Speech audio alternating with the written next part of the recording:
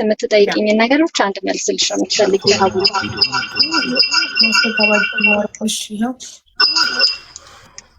ከዛኛው ስልክ አጠገቡ ያለውን ስልክ አስወጣው። እሺ ፕሊዝ፣ ካለበለዚያ ማስተጋባቱ አይተውም።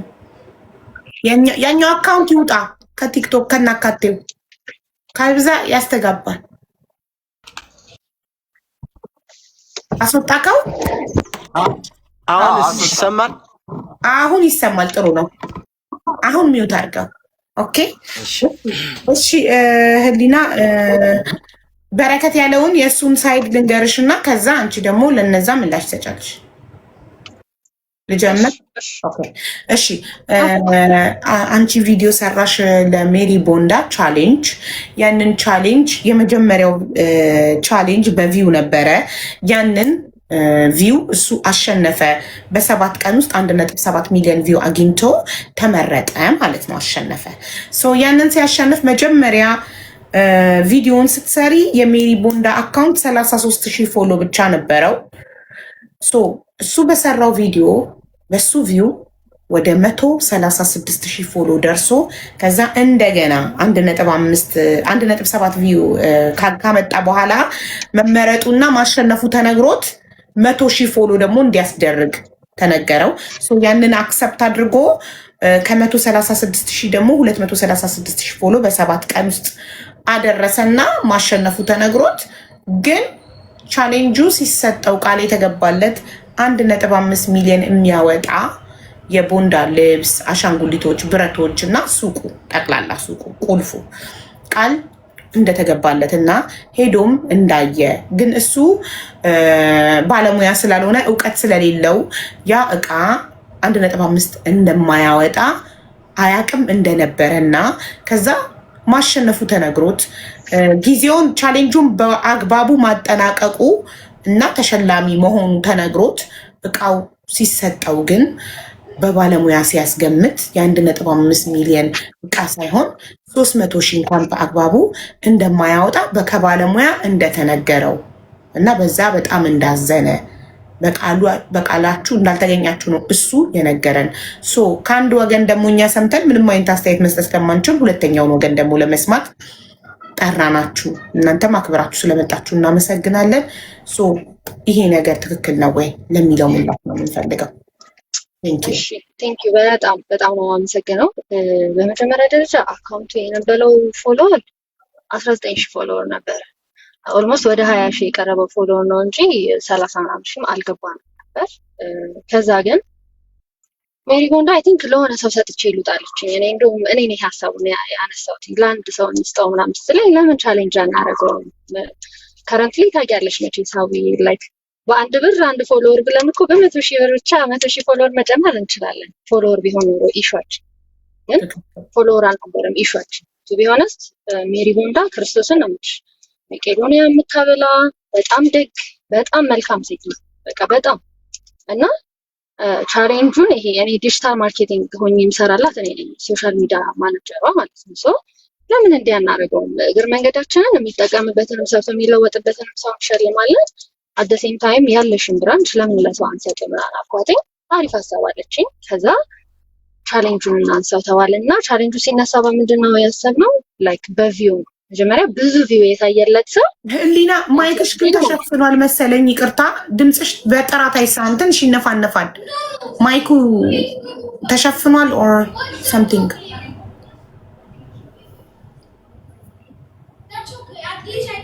ቪዲዮ እኔም ብያት ነበር። አሁንስ ቆንጆ ነው። አሁንስ በደንብ በጣም አሪፍ። እሺ እና ፐርፐዛችን ክርስቶስን ነው የምልሽ እንትን ማድረግ ነው። ይሄ ሰርቶ የሚለወጥበትን ሰው መሸለም ነው። እንደነገርኩሽ ነው። ፎሎወር ቢሆን ትልቁ ታርጌታችን በአንድ ፎሎወር 1 ብር ብለን 100,000 መጨመር እንችላለን። ከዛ እኔ ያው ዲጂታል ማርኬቲንግ እኔ ስለሆንኩ ምሰራላት በዛ ተስማማን። ለሰው ልንሰጠው ወሰነን። ቪዲዮ ሰራሁኝ በእኔ አካውንት ቪዲዮ ስሰራ ኦልሞስት ከ10 ቲክቶከር በላይ። ከዛ ደግሞ አንድ ቪዲዮ አይደለም፣ በጣም ፎሎወር ያላቸው ቲክቶከሮች 3 ቪዲዮ 4 ቪዲዮ ምናምን ነው የሰሩት። እንደውም አይ ቲንክ በረከት እድለኛ ነው። የመጀመሪያ አንድ የሰራው ቪዲዮ በደንብ ነው ቫይራል የሆነለት። አሁን ሁለተኛ የወጣችው ዩስሪ የምትባለች አይ ቲንክ 3 ቪዲዮ ይሁን ምናምን ነው የሰራችው እና ምስራቅም ደጋግመው ሰርተዋል። ሌላም በጣም ብዙ ቲክቶከሮች ናቸው የተሳተፉት።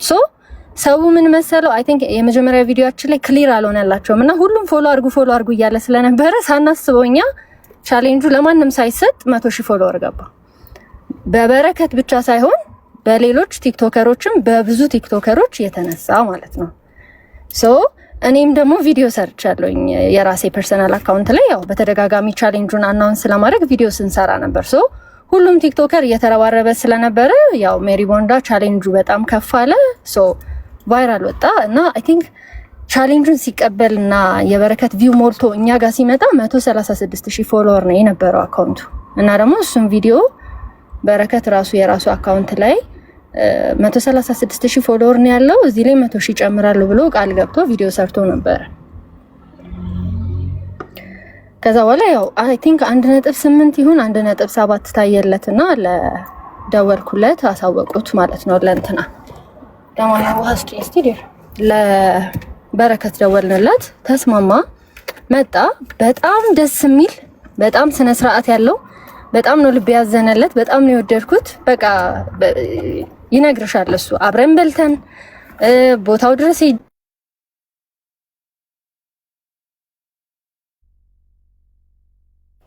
ጋይስ ተቋረጠ። ከኔ ነው ወይስ ከህሊና ነው? ከማን የተቋረጠው? የኔ ድምጽ ይሰማል? ኦኬ ከሷ ነው። ጠጭኝም እናቴ ትሙት ብለህማል። ተቋርጠሽ ነበር። በጣም ደስ የሚል ልጅ አብረን በልተን ከሚለው በኋላ ምንም አልሰማንም። አብረን በላን። ቤት ፒክ ያደረኩት የሚሰራበት ቦታ ሄጄ ነው እና የሚሰራበት ቦታ ሄጄ ፒክ ያደረኩት ሄድን። ሜሪ ቦንዳ ቪዲዮን ሰራን። ከዛ ምሳ በልተን ምናምን በቃ ሜሪ 7 ቀን ነው የምሰጠው። ምክንያቱም ዩስሪን በጣም ለፍታ ስለነበረ አሳዝናት ነበርና 7 ቀን እንሰጠዋለሁ። ከ7 ቀን በኋላ ደግሞ ዩስሪ ትሞክራለች እድሏን ካልተሳካለት በ7 ቀን ካልሞላ ቻሌንጁን አለች። ከዛ 15 ቀን ይሆንለት ሂ ኦሬዲ 1.8 ቪው አለው ቪዲዮ ታይቶለታልና ቢያንስ 15 ቀን እንስጠው ምናምን አልኩትኝ። ተስማማ እና ይሄንን ማለት ነው እኔ እናቴ ትሙት 15 ቀን ነው የሰጠው ብዬ ማውራት ይችላል። ለ100,000 ፎሎ 15 ቀን ነው 7 ቀን ነበር የሰጣችሁት? ኖ ሜሮን 7 ቀን ይሄ የኔና የሜሪ ወሬ ነበረ። 7 ቀን ብላ ነበረ። እኔ ግን 15 ቀን ይሁን 15 ቀን ይሁንለትና በ15 ቀን 136,000 ላይ 100,000 ፎሎወር ይጨምር ማለት ነው። እንደዛ ተባለ። ምክንያቱም ብዙ ስለታየለት 7 ቀንም በቂ ላይሆን ይችላል። 100,000 ፎሎወር ቀላል አይደለምና መጀመሪያ ላይ ደግሞ እሱ ተሳስቶ ፎሎወር መስሎት ፎሎ ሲያስደርግ ነበር አካውንቱን ማለት ነው። ሐሳቤ ገባሽ? ስለዚህ በቃ 15 ቀን ይሁንለት ተባባልን፣ ተስማማን። ገባሽ? እሱ ግን የዛ ቀን አይደል አልጨረሰውም። 15 ቀንም አልፏል። በ20 ምናምን ቀን ያለቀው እሱ እኔ ጋር ከመቼ ዕለት ነበር የመጣው? አይ ቲንክ ቻሌንጁ የተሰጠው ነው አይደል? እሱ በ7 ቀን አይ ቲንክ ቻሌንጁ ተሰጠው። ብቻ እኔ ጋር የመጣው የሆነ በ20 ምናምንኛው ቀን ነው እኛ ጋር የመጣው። የዛ ቀን ስክሪንሾት አድርጌያለሁ ፎሎወር እና ሳይሻለው ቱ ቢ ሆነስት የጎደለው ፎሎወር በጣም ትንሽ ነው። ይሄ አልሰጥህም ምናምን የሚያስብል አይደለም። 300 ፎሎወር ነው የጎደለው። ስለዚህ ግድም አልሰጠንም። ሐሳቤ ገባሽ? ይሄ የ99,700 ጨምሮ 300 አልሞላህም ምናምን ብለን አንሰጥህም ልንል አንችልም። ኢቭን 15 ቀን አልፎት ራሱ በቃ በጣም ልፋቱ ተመችቶናል። ፕላኗም የሚሰራ ሰው እንዲጠቀም ነው እንዲሰራ ነው። ስለዚህ በቃ ይሰጠው ብለን ወስነናል እኛ ማለት ነው። ከዛ ይሄ 15 ቀን ማለፉን ምናምን እንደ ኢሹ አላየነውም ነው ብለሽ ይሄ ሰው የተወሰነ ፎሎወር ሰው ይሄ ፎሎ ያደርግና ቻሌንጅ ሲባል ከዛ መልሶ አንፎሎ ያደርግ አይደለ? የተወሰነ ሰው ፎሎ አድርጎለትም አንፎሎ ማድረጉን ምናምን ትክክል። አሁንም ተቋርጠሻል። በቃ ብዙ ግድ ይቅርታ፣ ስልክ ሲገባ ነው እሺ የሚቋረጠው። ኦኬ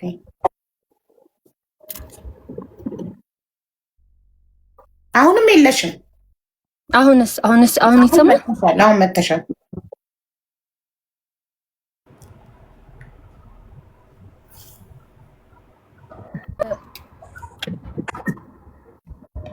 አሁንም ምንም እየሰማን አይደለም። ህሊና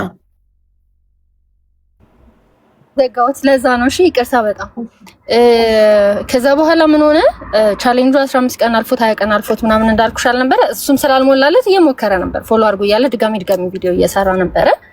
በዛው ይቀጥልን። እኔ ምንም አይነት ቅሬታ እንዳለው አላቅም። በቃ በእኔ ቤት ሞላለት፣ ትንሽ ነው የቀረው። ኢቭን ካልሞላለህ እኔ ቪዲዮ ሰራልሃለሁ ብየዋለሁ። ራሱ የመጣ ቀን ክርስቶስን እሱ ራሱ ይነግርሻል። እኔም ቢሆን ሰራልሃለሁ ቪዲዮ አግዛሃለሁ ብዬዋለሁ። በቃ እንዲወስደው በጣም ነው የፈለኩትኝ። ከዛ ቅሬታ አልነገረኝም፣ ይሄ ተፈጠረ አላለኝም፣ እንደዚህ ሆነ አላለኝም። ምንም ይሄ ደውሎ ያለኝ ምን እንደሆነ ታውቂያለሽ? መቼ ነው የምትሰጡኝ አለኝ። ከዛ የሆነ ቀን ቀጠርኩትና የዛ ቀን ሙሉ ቀን በቃ ታመሜ ነበር ያልኩትኝና ስራን በጣም ቢዚ አድርጎኝ ነበር ምናምን አልቻልኩኝም። ከዛ በንጋቱ በረከት በእናትህ አልቻልኩኝም፣ ሰሞኑን ደግሞ ስራ በዝቶብኛል፣ ነገ በጠዋት ልስጥህና በቃ እሄዳለሁኝ ከሰዓት ይሁኑላ ሲለኝ ማለት ነው አልቻልኩኝም። ይሄ ጠዋት ለሱ ሰጥቼው የግድ ወደ ስራ መሄድ ስላለብኝ በቃ ሜሪን አልመጣችም። ሜሪ ቁልፏ አለ ልጅቷ አለች አልኩት። አዎ በቃ እኔ ለበረከት ልሰጠው ነው፣ አንድ አፍታ ቪዲዮ ልስራና ሰጥቼው እወጣለሁ። እሺ ተባባለን። ከዛ ተስማማን። አንድ የኔው ብሎክ ምናምን የሚለውን ደውሉትና እቃ ሊያውጡ ነው እያለን አውጡ በሉት። ከዛ መጣን፣ ሰላም አልኳቸውና ይሄ ልሰጠው ቁልፉን የመጣው ቀን ማለት ነው። ቅሬታ ካለበት ሀቡ እኔ ክርስቶስን ነው የምልሽ ቢነግረኝ፣ እኔ እኮ የሜሮን እኮ እህቷ ወይ የእናቷ ልጅ ምናምን አይደለሁም አይደለ? ከፍላኝ የምታሰራኝ ሰው ናት። ለእኔም መጥፎ የሚሆን ከሆነ ለአንተ ነው የምወግነው። ሀሳቤ ገባ? ካጭበረበረች ለአንተ ነው የምወግነው። ምክንያቱም ሶሻል ሚዲያ ላይ እኔ እንጀራዬ ነው፣ እዚህ ስሜ እንዲጠፋ አልፈልግም። ሀሳቤ ገባ? እኔ ያልኩ ክርስቶስን ነው የምልህ። ይኸው እማትሙት አንድ ቀን ቀድመህ ቅር ብሎኛል አስገምቼው እንዲህ ተብሏል ብትለኝ ኖሮ እንደዛ እንኳን ስሜታዊ ሆኜ አላዋራህም ነበር። የዛ ቀን ሀቡ ምን እንዳረገ ታውቂያለሽ? በጣም ያስቀየመኝና በበረከት በጣም ያዘንኩት ቀምሮ ይሄ ከጓደኞቹ ጋር አውርቶ ምናምን ቀምሮ 5 ሆኖ ነው የመጡት ማለት ነው። ከዛ ሁሉም ስልክ ይዘዋል ምናምን ላይቭ አብርተዋል ምናምን እኔ አላውቅም። እኔ የመሰለኝ እናቴ ትሙት ይሄ ደስ ብሎኛል ቤተሰብ ምናምን ብሎ በቃ ተመርክኮ ሲያመሰግን ምናምን ስለነበረ ይሄ ደስታ አለ አይደል? ደስ ብሎት ጓደኞቹን ይዞ የመጣ ሰው ታውቂያለሽ? በቃ እንደዛ ነው የመሰለኝና ቪዲዮ ምናምን ሲቀርጹም እንደዛ ነው የመሰለኝ። ይሄ ላይቭ ገብቶ ምናምን አልመሰለኝም። ከዛ ቪዲዮ ጀመረን። ሃይ ጋይስ እንዴት ናችሁ? እንግዲህ በረከት ከሊስትሮ አሁን የቦንዳ ባለቤት ሊሆን ነው ምናምን አልኩኝና ከዛ በኋላ አቀፍኩት፣ አቀፈኝ ምናምን። ከዛ ወደ ውስጥ ገባና ወዲያው እናቴ ትሙት ወዲያው አቅፎኝ ውስጥ ገብቶ ማለት ነው ይኸውላችሁ ቤተሰብ ይሄ 1.5 ሚሊዮን አይወጣም ምናምን ብሎ ምን እናቴ ትሙት። ይሄ እኔ ምጄ ነው የማወራው። በቃ ቪዲዮም አለኝ ደግሞ አሳይሻለሁ ሀቡ። ወዲያው ይሄ ያልቆመ ቪዲዮ ነው ያለኝ ማስረጃ። ከዛ ላይቭ ላይ ነህ በረከት አልኩትኝ። አዎ እንዴ ነግረኛል፣ ፍቃዴን ጠይቀሃል፣ ላይቭ ላይ ነኝ ብለኸኛል። አይ ቤተሰቦቼ ናቸው ፎሎ አድርገው ይሄን ያህል ፎሎወር ያስገቡኝ። እንደዚህ ማይሆን እቃ ስትሰጡኝም ቤተሰቦቼ ማወቅ አለባቸው። ፍቃዴን መጠየቅ አለብህ። ላይቭ ልገባ ነው ላይቭ ነው ያለሁትኝ ብለህ መጠየቅ አለብህ። ቀድመህ ደግሞ ቅሬታ ካለህ ለኔ መንገር አለብህ። አሁን ላይቭን አጥፉ አልኳቸው። ላይቭን አጥፉ ቢካዝ ሂድና አስክሚ። ይሄ ፐርሚሽን አልጠየቀኝም። ሐሳቤ ገባሽ? ከዛ አናጠፋም አሉ። በቃ አናጠፋም፣ ክርስቶስን ሁሉም አጥፉ፣ አናጠፋም ሁሉም። ይኸውልህ እንዲህ ነው ያልኩትኝ። በህግ ጠይቀሃለሁ ካለ ፍቃዴ ይሄንን በማድረግ በህግ ጠይቀሃለሁ። ቅሬታ ካለ ቀድመ መንገር ትችልም። በቃ እዛ ሰዓት ላይ እኔ በጣም ዲሳፖይንት አደረገኝ፣ በጣም አዘንኩበት፣ ደበረኝ ነው የምልሽ። ቶታል ይሄ አለ አይደል ያልጠበቅሽው ሱቁን ትሰጪኛለሽ ብሎ የደወለኝ ልጅ ጠይቂው። እኔ ጠዋት መጥቼ ፒክ ላድርግህ የባለፈው ቦታ ነው ፒክ ላድርግህ ስለው አይ ሂጂ እኔ ራሴ እመጣለሁ አለ። እሱ ኦልሬዲ ቀድሞ የሆነ እንዲህ አይነት ቀመር ስላሰበ ገባሽ እንትን አለ። ይሄ ራሴ እመጣለሁ ምናምን አለኝ። የመጀመሪያ ቀን እኮ ነይ ብሎኝ ነው ሄጄ የተቀበልኩት ራሱ። ከዛ በቃ ሌላ ሰው ይሄ የመጀመሪያ ቀን ያገኘሁት በረከትና የመጨረሻ ቀን ያገኘሁት በረከት ቶታሊ በጣም የሚለያይ ሌላ ሰው ምናምን አዘንኩ በጣም። ይሄ ጭቅጭቅ ተፈጠረ። እኔ በህግ ነው የምጠይቃችሁ ሙሉ ሰዓቱን ስለኝ ነበር። ይኸውልህ በህግ ነው የምጠይቅህ። አንድ ቪዲዮዬን ካለ ፍቃድ የቀረስከውን አውጣና በቃ በህግ ዋጋ አስከፍልሃለሁ። እንደዛ ነው ያልኩት። ቶታሊ ላይክ ቪዲዮዎችም አሉ ማየት ትችያለሽ። ከዛ መኪና ውስጥ ገባሁኝ። ሜሪም የሆነ ሰዓት ላይ መጣች፣ ልታስረዳው ሞከረች። አልሆነም፣ አለቀ፣ በዛው አለፈ ማለት ነው። አሁን የተፈጠረው ሲቹዌሽን የዛ ቀን ነበረ። እኛ ልንሰጠው ሄደን እንደዛ አይነት ሲቹዌሽን ተፈጠረ። ከዛ ይኸውልህ በረከት እኔ ከቦንዳ ስራ ካለኝ ልምድ እኔ ቦንዳ ስራ ሰርቻለሁ። አሁን ነው የወጣሁት እንጂ በፊት ሰራ ነበር። ሜሪ ቦንዳ ከ4 ዓመት በላይ ቆይታበታለች። ቁልፍ ይሸጣል። ቁልፍ ተሽጦ ነው የሚወጣው እኮ። ቁልፉን ሽጡትና ብር ስጡኛል። ብር መስጠት ውላችን አይደለም። ውላችን ቦንዳ ቤት ልንሰጥ ነው። እንዲህ አይነት ቅሬታ ካለው ደግሞ ሜሮንን በስነ ስርዓት ይሄ ላይቭ ገብተሽ ምናምን ሳይሆን ማቹር የሆነ ሰው የበሰለ ሰው እንዲህ ነበር ያላችሁ፣ እንዴት እንዲህ ታደርጉኛላችሁ፣ ምንድነው የተፈጠረው ብሎ መጠየቅ ይችላል። አልጠየቀንም። ከዛ በኋላ በቃ ወደ ቪዲዮ መስራት ምናምን ማልቀስ፣ ላይቭ ገብቶ ያልሆነ ነገር ድራማ በቃ የሆነ በጠበጠው ነገሩ። ኢትስ ኦኬ። እኔ ሲጀመር ይሄ እንዲህ አይነት ሲቹዌሽን ውስጥ ገብቼ አላውቅም፣ በፍጹም ገብቼ አላውቅም። እንዲህ አይነት በእንደዚህ አይነት ነገር አልታወቅም። በጣም ደሃ ሆኜ ከዛ እየሰራሁኝ ጥሬ ለፍቼ በላቤ ያደኩ ልጅ ነኝ እና የተለወጥኩ ልጅ ነኝ። ሰርቶ የሚበላ ሰው በጣም ደስ ስለሚለኝ የምር በልፋት እንድትበላ የምፈልግ ሰው ነኝ። ይሄ ደግሞ ለክሬ ስል ነው ማወራለህ። አሁን ኤኒዌይስ በቃ ያ ሲቹዌሽን ተፈጠረ፣ አለፈ። አሁን ስለ ቦንዳው ደግሞ ሳወራሽ ሜሪ ቦንዳ ዲር 3 ብራንች ነው ያላት። 3 ብራንች ነው ያላት ክብር ደመና፣ ሰሚት እና ከዛ በፊት አንድን ያውን ጭንቅላቴ ላይ የመጣው ጥያቄ ላይቭ ሊገባ ዳይሬክትሊ ሳይነግርሽ ሳደንሊ ላይቭን ከፍቶ ነው ከመንገድ ላይ የመጣው ነው ያልሽ። እሺ መቼ እቃውን እንትና አስገምቶት ነው እንደዛ ያለሽ? ከዛ ቀን በፊት ነው። ከዛ ቀን በፊት ለካ ሰው ይዞ ሄዶ አስገማች ይዞ ሄዶ አስገምቷል። ማለት አንቺን ሳያናግርሽ በራሱ አንቺ ሳታቂ ሄዶ አስገምቶ ምንም ሳላቅ እኔ ምንም የማውቀው ሲቹዌሽን የለም።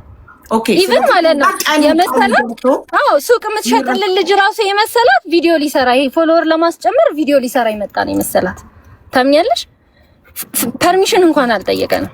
አይ እኔ መሰለኝ የመጀመሪያ ቀን መጥቶ ሱቁን ጎበኘ አየ። ከዛ ሁለተኛ ቀን ሊረከብ የመጣ ሁለተኛ ቀን ስልሽ ኦልሬዲ ከ15 ቀን በኋላ ሊሆን ይችላል፣ ከ20 ቀን በኋላ ሊሆን ይችላል። ቻሌንጁን ጨርሶ ተቀጣጥራችሁ በዛ ቀን ሊረከብ የመጣ ነው መሰለኝ። ሶ ከዛ ቀን ውጪ ሄዶ ነው ያስገመተው ነው የምትለው? አዎ ይኸውልሽ ማሪ፣ ልክ ቻሌንጁን አሸንፈሃል ያልኩት ቀን ሱቁን ያሳየሁት ለዛ ነው።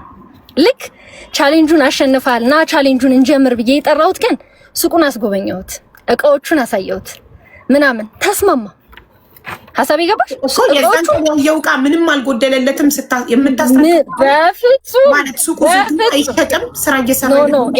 ይሄ ተስማምተዋል። አንተ ቻሌንጁን 20 ቀን እስከምታሟላ ድረስ ቤቱ የቤት ኪራይ የሚከፍላል፣ የሰራተኛ የሚከፍላል፣ ስራ ይሰራል። ያ ማለት ግን ይሄ የጎደለ ነው የሚሄደው አይደል? ወይ ዲር ቢጎል ራሱ የ1.5 ሚሊዮን ብር ዕቃ እንዴት ሊጎል ይችላል? ሀሳብ ይገባ። አንድ ነገርም ከተሸጠለት እኮ እየጎደለ ነው።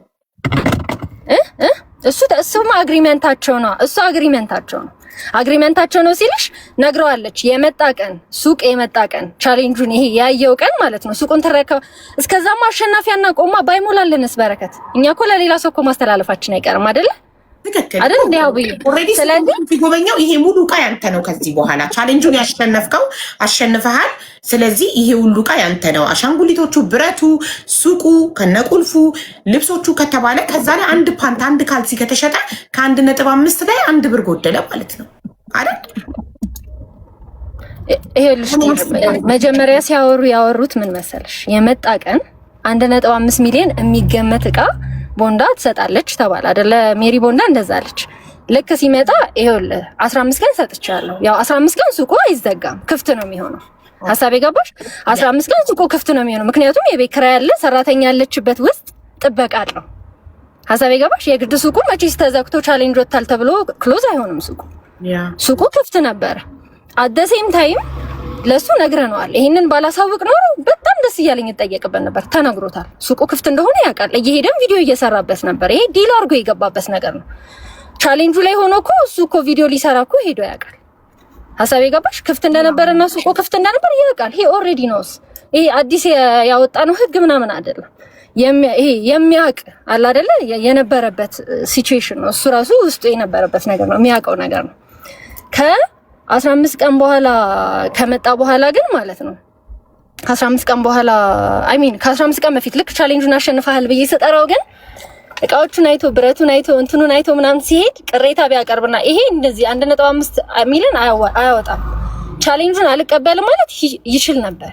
ሀሳብ የገባሽ? የዛ ቀን አየ ሁሉን ነገር ጎበኛ። እሺ ደስ ብሎኛል፣ ቤተሰብ በጣም ነው የማመሰግነው ምናምን አደራ ይሄንን አሟሉልኝ ምናምን አለ ሄደ። ከ15 ቀን በኋላ ሲመጣ አንኛ ፈቃዳችንን አልጠየቀም። አስገማችሁ ይዞ ለመምጣት ያማከረንም ነገር የለም። ምንም አይነት ነገር አላደረገም። ፕላስ ደግሞ ማንም አልነበረም ሱቅ ውስጥ። አላወቃችሁም እንዳስገመታ ሸጭ ናት ያለችው። ይሄ የተቀጠረች ሰራተኛ አለች። ኢቨን እሷ ልጅ ማለት ባለቤቷ አትናገርም። ታዲያ አስገማችሁ ይዞ ሲመጣ ቪዲዮ እየመጣ ስለሚሰራ ቪዲዮ የሚሰራ ነው የመሰላት። ገማች አልመሰላትም። ኦኬ ሀሳቤ ገባሽ? ከዛ ደግሞ ኢትስ ኦኬ እኮ በቃ ችግር የለኛም ነግሮን እኮ ማስገመት ይችላል አይደል? መብቱ ነው። ቱ ቢሆንስ የቦንዳ ልብስ ላይ ምን አለ መሰለሽ፣ ሁሉም የራሱ ዋጋ ነው ያለው አይደለ? ቦንዳ ልብስ አንድ ፍሬ ዕቃ ናት። እንደ መርካቶ አይተም ሁሉም ቦታ በተመሳሳይ ዋጋ የሚሸጥ ዕቃ አይደለም። ልክ እንደ ዕቃ አንቺ ነሽ ዋጋ የምታወጪለት። ቦንዳ ስራ እንደዛ ነው። ኦኬ እሱ 15 ቀን ተሰጠው። በ15 ቀን ውስጥ 100,000 ፎሎ ከሞላ 1.5 ሚሊዮን ብር የሚያወጣ የቦንዳ ልብስ፣ አሻንጉሊቶች፣ ብረቶች ከነሱ ቁልፉ እንደሚሰጠው ቃል ተገባለት። እሱ ግን በሱቅ ውስጥ የሚሸጠው እቃ ሲቀነስ ማለት 1.5 ተገመተ የሚገመት አንደኛ የሚገመት ነው ያልነው። ከዛ ደግሞ ከረንትሊ አሁን ልክ ቻሌንጁን ስናወጣ ማለት ነው በመጀመሪያ የሚገመት ማለት ገበያው ባለበት ሁኔታ የሚሸጥ ማለት ነው። ሀሳብ የገባሽ? ገበያው የዛን ሰዓት ላይ ባለበት ቦታ ሁኔታ የሚሸጥ ልክ እኛ ቻሌንጁን ያወጣን ሰዓት የሚሸጠው በ1.5 ነው አለን አይደለ? እሱ ቻሌንጁን እስከሚሞላ 15 ቀን ሱቁ ዝግ እንደማይሆን ዊ ኦልሬዲ ኮንፈርም አድርገነዋል፣ አሳውቀነዋል።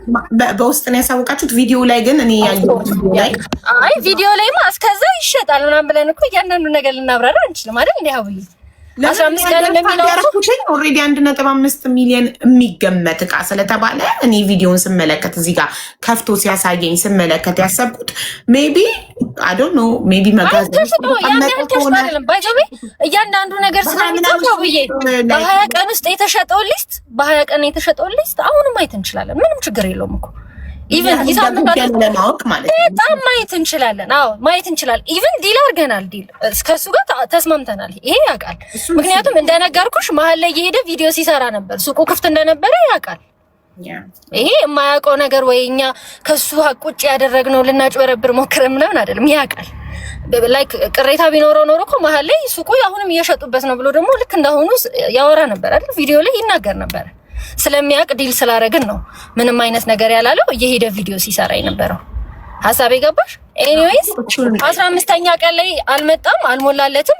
ደወለልኝና 300 400 ፎሎወር ነው የቀረው፣ እሱ ደግሞ በሁለት ቀን ይሞላል አለኝ። በቃ ችግር የለውም ኧረ በረከት፣ ይሄ ያጣላን።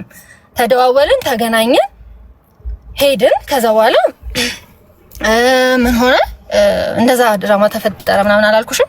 አዎ በጣም በቃ እኔም በጣም ደበረኝ ምናምን እንደሱ አይነት ሲቹዌሽን ውስጥ ስላስገባኝ። ምክንያቱም እኔ አልወድም፣ ሐቁን ነው የምነግርሽ። በፍጹም የሰው እንባ የሰው ሐቅ የምወድ ሰው አይደለሁም። ሜሪም ደግሞ ቱ ቢ ሆነስት እንዳልኩሽ በአንድ ፎሎ 1 ብር ብላ እንደዛ አይነት ቻሌንጅ ማንሳት ትችል ነበረ። ይሄ ያን ያህል ፎሎወር አጓጉታት አይደለም። ከዛ ኤኒዌይስ እንትን አለ እንደዛ አይነት ሲቹዌሽን ተፈጠረ። በቃ እኔና በረከትም በስነ ስርዓት ልናወራ አልቻልንም። ሞር ደግሞ ከጓደኞቹ ጋር በቃ ማውራትም አልቻልኩኝም፣ ልንግባባም አልቻልንም። በጣም ነው የተበሳጨሁት። ይሄ አንደማመጥም። በረከትም በጣም ስሜታዊ ሆኖ ነበር፣ እኔም በጣም ተናድጄ ነበር። በቃ ሁለታችንም ልክ አልነበርም። እኔ ቀድሞኝ ቪዲዮ ማውጣታቸው በጣም ስለደበረኝ ይሄ ላይቭ መግባታቸው ምናምን ማውራት እንኳን አልቻልኩኝም። ታውቂያለሽ፣ በጣም ነው በቃ የተበሳጨሁት። አንኤክስፔክትድ ነገር ስለነበረ እንደዛ ሆነ። ኤኒዌይስ አሁንም ቢሆን ሜሪ ልኬልሻለሁ አይደለ? ላይክ ሜሪ ቦንዳ እንደነገርኩሽ 3 ብራንች ነው ያላት። 3ቱም ብራንቿ የለመደ ነው። ቦንዳ ስራ ላይ ደግሞ ኦልሞስት ከ4 ዓመት በላይ ቆይታለች። ያህ ማለት ከተማዋ ላይ ቦንዳ ብለሽ ሰርች ብታረጊ በጣም ከሚታወቁ ቦንዳ ቤቶች መካከል ሜሪ ቦንዳ አንደኛዋ ናት። ማለት በቲክቶከር ከፍላ ብዙ ቲክቶከር ከፍላ የምታሰራ ቦንዳ ሻጭ ናት። ቦንዳ ማለት ኢማጂን በጣም ትንሽ ብር ነው የምትሰበስቢ ከሆነ እቃ ላይ ኢንፍሉዌንሰር ከፍለሽ ማሰራት ትችያለሽ። ማለት ምን ላይክ ተቋርጠሻል ህሊና ምን ያህል ቢያዋል። ከዛ ምን ሆነ 3ኛው ብራንቿ የት ነው ያለው? እንትን ጋር ከአያት አደባባይ ትንሽ አለፍ እንዳልሽ ነው ያለውና አያት ጥሩ ቦታ ነው። ፕላስ ደግሞ ከአስፓልት ዳር ነው ያለው ሱቋ። ከአስፓልት ዳር ነው ያለው። ኢቭን ይሄ ፈርስት ፍሎር ሰከንድ ፍሎር ብሎ ይሄ ሰው አይመጣ ምናምን የምትይበት ቦታ አይደለም። ወኪንግ ከስተመር አለው። እሱ ብቻ አይደለም፣ የለመደ ብራንች ነው። ረጅም ዓመት ያስለመደችው ብራንች ነው። እዛው ጋር ደግሞ የወንድ ቦንዳ ቤትም አለ። ይታወቃል ቦታው። ይሄ ወንዶችም ሴቶችም የሚመጡበት የተለመደ ቦታ ነውና እሱ ነው ኦፖርቹኒቲ። አንደኛ የለመደ ከስተመር ማለት እኔ ማንንም ሰው አትራክት ያደርጋል ብዬ ማስበው እንደውም ከቦንዳ ልብሱም ከምኑም ይልቅ ይሄ የለመደ ቦታ ነው አትራክት የሚያደርገው ማንንም። ምክንያቱም ስራ አለው ነው። የሆነ ሰው ቀጥታ መጥቶ እቃ ፒክ ያደርግበታል የምትዩ አይነት ሱቅ ነው። ከዛ ደግሞ ነገም ከነገ ወዲያም ቪዲዮ የሚሰራበት አካውንት ነው። እኔ ኦልሞስት የአመት ምናምን ብራንድ አምባሳደር ነኝ። አሁንም ፕሮሞሽን ብሰራ ሰው ከ3ቱ ብራንች የቀረበው ጋር ነው እንጂ የሚሄደው ለበረከት ተሰጥቶታል ብሎ አይቀርበትም።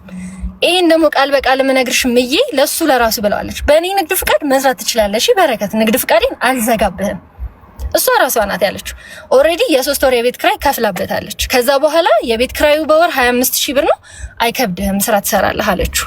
እሺ አለ። እኔ ደግሞ ደወልኩለትኝና እዛ ሰራተኛ አለቻት ማለት ነው ሜሪ ሜሪ እሷ ብትሰራለት ጥሩ ነው ልጁ ስራውን ስለማያውቀው ትንሽ ግራ እንዳያጋባው ነው ሲስተም ውስጥ እስከሚገባ የተወሰነ ስራ አሳየው ምናምን ፒስ በቃ ተስማማን። በጣም ዲል አረግን በሱ ምናምን በቃ ሰላም እንደነበረ ነው የምናውቀው። ኤኒዌይስ አሁንም ማወራው ነገር እያንዳንዱ ሜሪ ቦንዳ የምትሸጥበትን ዋጋ ግሩፕ ላይ ገብተው ቼክ ማድረግ ይችላሉ። ላይክ አንድ ቦንዳ ምን ያህል ብር እንደሚሸጥ ሊና ዋትስአፕ ላይ የላክሽልኝ ሊስት ለሱ የሚሰጡት እቃዎች ናቸው ውስጥ ያሉ እቃዎች ናቸው እነሱ እንዳለ ሱቅ ውስጥ ያሉ እቃዎች። የመቼ ሊስት ነው ይሄ?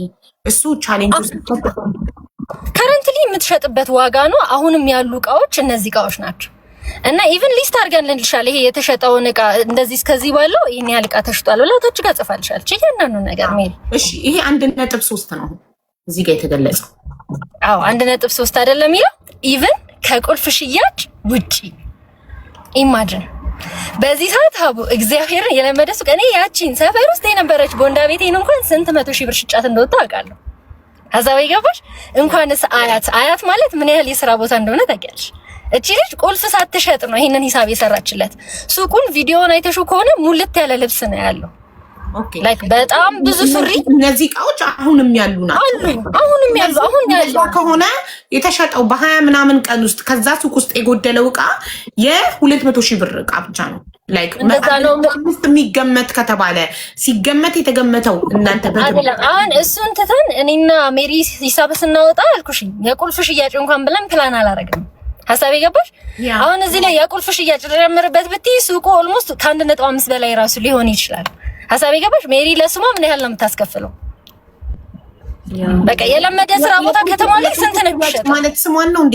እሱ ከተሰጠው በኋላ ስሙን አይቀይረውም። በረከት በሜሪ ሙሉ እስከነ ቁልፍ መሸጥ ማለት አብዬ እዚህ እንዴት መሰለሽ? አሁን ለምሳሌ ልክ ካልዲስ ኮፊ፣ አሁን ካልዲስ ኮፊ ብዙ ቦታ ነው አይደል ያለው?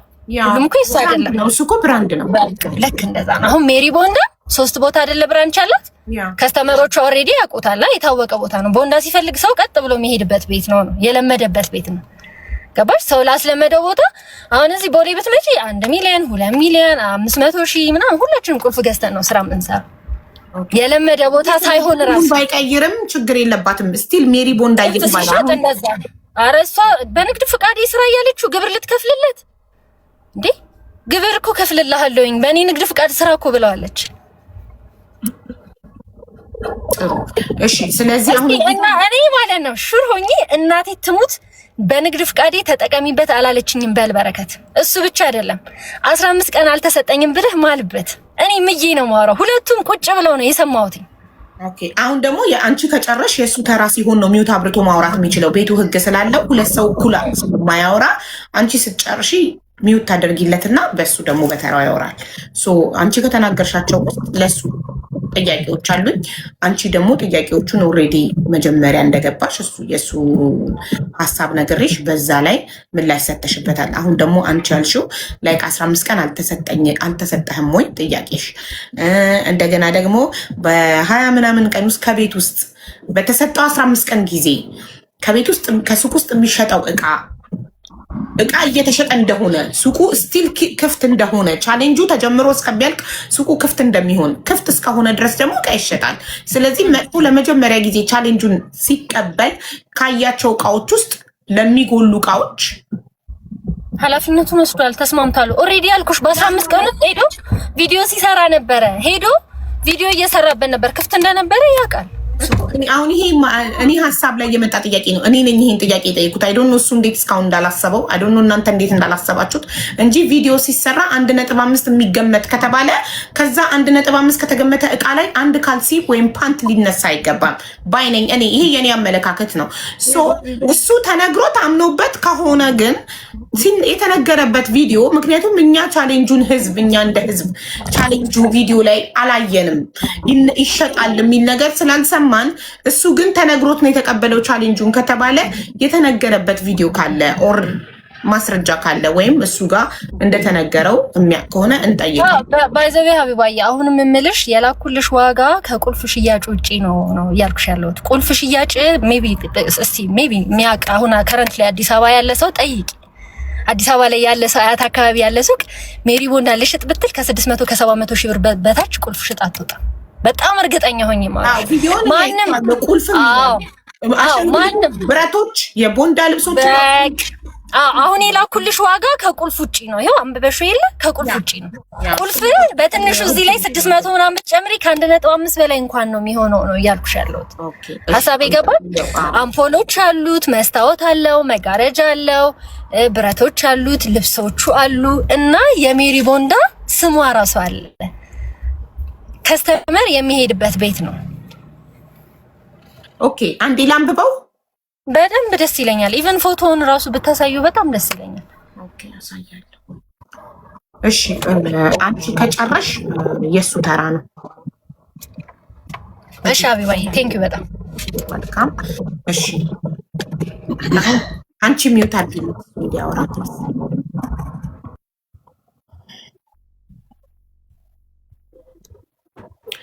ቤተሰብ እናንተ ማንበብ እንድታነቡት በግሪን ጋላሪ ስክሪን ላይ አደርገዋለሁ። አይ ዶንት ኖ ከታያችሁ አላውቅም። እኔ እዚህ ጋር አነብላችኋለሁ። ለተመልካች ነው ማነበው። ይሄንን በመጀመሪያ ደላላ ወይም ጓደኞቹ በገመቱለት ወይም እነሱ ባሉን አይደለም የምንሸጠው፣ በራሳችን የራሳችን የሆነ ዋጋ አለን። የገባበትና መውጫውን የምናወጣው እኛ ነን። ሌላው ነገር ሱቁ ቻሌንጅ ካዘጋጀበት ቀን ጀምሮ አልዘጋነውም። ምክንያቱም ሶሪ ዙም እያደረኩ ማንበብ አለብኝ። አልዘጋነውም ምክንያቱም አሸናፊው እስኪታወቅ ድረስ ሱቁ ራሱን ችሎ መቆየት አለበት። የቤት ኪራይ፣ የሰራተኛ፣ የመብራት፣ የጥበቃ ብዙ ወጪ ስላለው እየተሰራ ነው የሚከፈለው። አሸናፊው መጥቶ እስኪረከብ ድረስ አሁንም ወደፊትም ሱቁ አይዘጋም። 4 ነጥብ። ይህንን ሰተን ነበረ። የትኛውም ሰው መጥቶ ማየት ይችላል። ጥያቄ ያለው ሰው ኦኬ። አይነት ይላል እዚህ ጋር ቀሚስ 55 ፍሬ አይነት ብዛት ከዛን ፕራይስ አለ። ኦኬ ዋጋ አለ። አይነት ቀሚስ ብዛት 55 ዋጋ 3500። ኮት ብዛት 10 ዋጋ 3500። ካፖርት ብዛት 6 ዋጋ 6000። ጋውን ብዛት 14 ዋጋ 3000። ሌዘር ጃኬት ብዛት 2 ዋጋ 6000። ሸሚዝ ብዛት 28 ዋጋ 2000። ጂንስ ጃኬት ብዛት 11 ዋጋ 3500። ፌር ሹራብ ዋጋ ብዛት 7 ዋጋ 3000። ኖርማል ጃኬት ብዛት 14 ዋጋ 3000። ወፍራም ሹራብ ብዛት 25 ዋጋ 3000። በጨርቅ ሱሪ ሆት ፓንት ብዛት 40 ዋጋ 3000። ቱታ ብዛት 13 ዋጋ 2500። ሁዲ ብዛት 35 ዋጋ 2500። ካርጎ ሱሪ ብዛት 18 ዋጋ 2500። ጂንስ ሱሪ ብዛት 17 ዋጋ 3500። ሻርፕ ብዛት 5 ዋጋ 1000። ክሮፕ ቶፕ ብዛት 60 ዋጋ 2000። የጆ ቲሸርት ብቻ ቲሸርት ብዛት 9 ዋጋ 2800። እጀ ሙሉ ኦኬ። እጀ ጉርድ ለማለት ነው። ዘጋ እጀ ጉርድ ቲሸርት ኦኬ። እጀ ሙሉ አንድ ላይ ነው። ሶሪ ቲሸርቶቹ እጀ ሙሉ ናቸው። ጉርድ ብዛት 9 ዋጋ 2800 ብያለሁ። ጃኬት ብዛት 7 ዋጋ 3000። ጀርሲ ብዛት 1 ዋጋ 2500። ስስ ሹራብ ብዛት 4 ዋጋ 2500። ኢን ቶታል 1.3 1,300,000 79,200 ይላል። 1.3 ብላችሁ ያዙት። ከዛ ብረት የተሰራበት 150,000 ቆይ 1.3ቱ ፕላስ ይሄንን ጨምሮ ነው። ኢንቶታ ብረቶቹን ኢንክሉድድ አድርጎ መሰለኝ 1.3 ህሊና 1.3 ብሎ ፕላስ ብሎ በቀስት ወደታች ያመለክታል። የልብሶቹ ሜሪ የላከችልኝን ሙሉ ነው ፎርዋርድ ያደረኩልሽ። አብይ እኮ ይሄ 1.3 የነዚህ ዋጋ ነው። ከታች የጻፈችውን አንበቤው ዲር ከታች የጻፈችውን አንበቤው ውስጥ ኦኬ። ከታች ብረት ይላል። ብረት የተሰራበት 150 ሺህ ይላል። የሶስት አሻንጉሊት 21 ሺህ፣ የመስቀያ 20 ሺህ፣ የእንጨት መደርደሪያዎች 15 ሺህ፣ አምፖል 7 ሺህ፣ 3 ወር የቤት ኪራይ 75 ሺህ፣ መስታወት 8 ሺህ፣ መለኪያ መጋረጃ 5 ሺህ፣ በራሳችን ንግድ ፍቃድ ይላል። በራሳችን ንግድ ፍቃድ ኦኬ። ቀሪው ቻሌንጅ ከተጀመረ ጀምሮ እስከ ዛሬ ድረስ የተሸጠ እቃ አለ ሱቁ ስለማይዘጋ። የለመደ ሱቅ እስከ ስሙ፣ እስከ ከስተመሩ፣ እስከ ቦታው ቤተሰብ 1.5 ይበልጣል። ቢታሰብ ከ1.5 ይበልጣል። የቁልፍ ሳንጨምር ይላል። ኦኬ እነዚህ ልብሶች ናቸው። የልብሶቹ ቢደመርና የነዚህ እንዳለ ሲደመር የብረት የ150 ሺህ የብረት የአሻንጉሊት የአምፖል የሱቅ ኪራይ 75 ሺህ ከነ ልብሶቹ ኦል ኢን ቶታል 1.3 ይመጣል። የቁልፉ ሳይታሰብ የብራንዱ ስም ሳይታሰብ ማለት ነው የሚለው እዚህ ጋር ኦኬ። ይሄ እነሱ የሚሸጡበት ዋጋ ነው። አሁን ወደ በረከት እንሄዳለን። ህሊና ፕሊስ ሚውት አድርጊለት፣ እሱ ሊናገር ነው። እሺ አሁን በረከት የመጀመሪያው ጥያቄ ተስማምተህ ነበር ሄደክ አይተህ እየተሸጠ እንደሚቀነስለት ሱቁ እንደማይዘጋ? አልተስማማውም፣ ጭራሽ አልተስማማውም። እኔ እነሱ ሲሸጡ እንደውም የመሰለኝ መጨረሻ ላይ ደምረው የሸጡትን የሚሰጡ ነበር እንጂ የመሰለኝ እንደዚህ ለራሳቸው እየሸጡ እንደሆነ እኔ አልገባኝም። እና ደግሞ እኔ ስለ ልብስ ምናምን ጭራሽ አላውቅም ማለት ነው። እኔ 1.5 ምናምን ይሆናል ብዬ ምናምን አምኜ ነው ቻሌንጁንም የተቀበልኩት። ህዝቡም ደግሞ ያውቃል። ሁሉም ህዝብ እዚህ ጋር ያለው ቻሌንጅ ሲቀበል ያየ ሰውም ደግሞ ያውቃል ያንኑ እንደማገኝ ማለት ነው።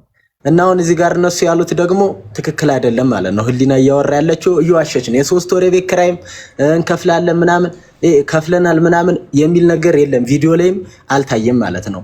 እና ይቺ ልጅ አሁንም ትክክለኛውን ነገር እያወራች አይደለም። እኔ ሐቋን ነው የማወራ፣ እግዚአብሔር ምስክሬ ነው። ማንም የሚያውቀውን ነገር ነው ማለት ነው እኔ የማወራ።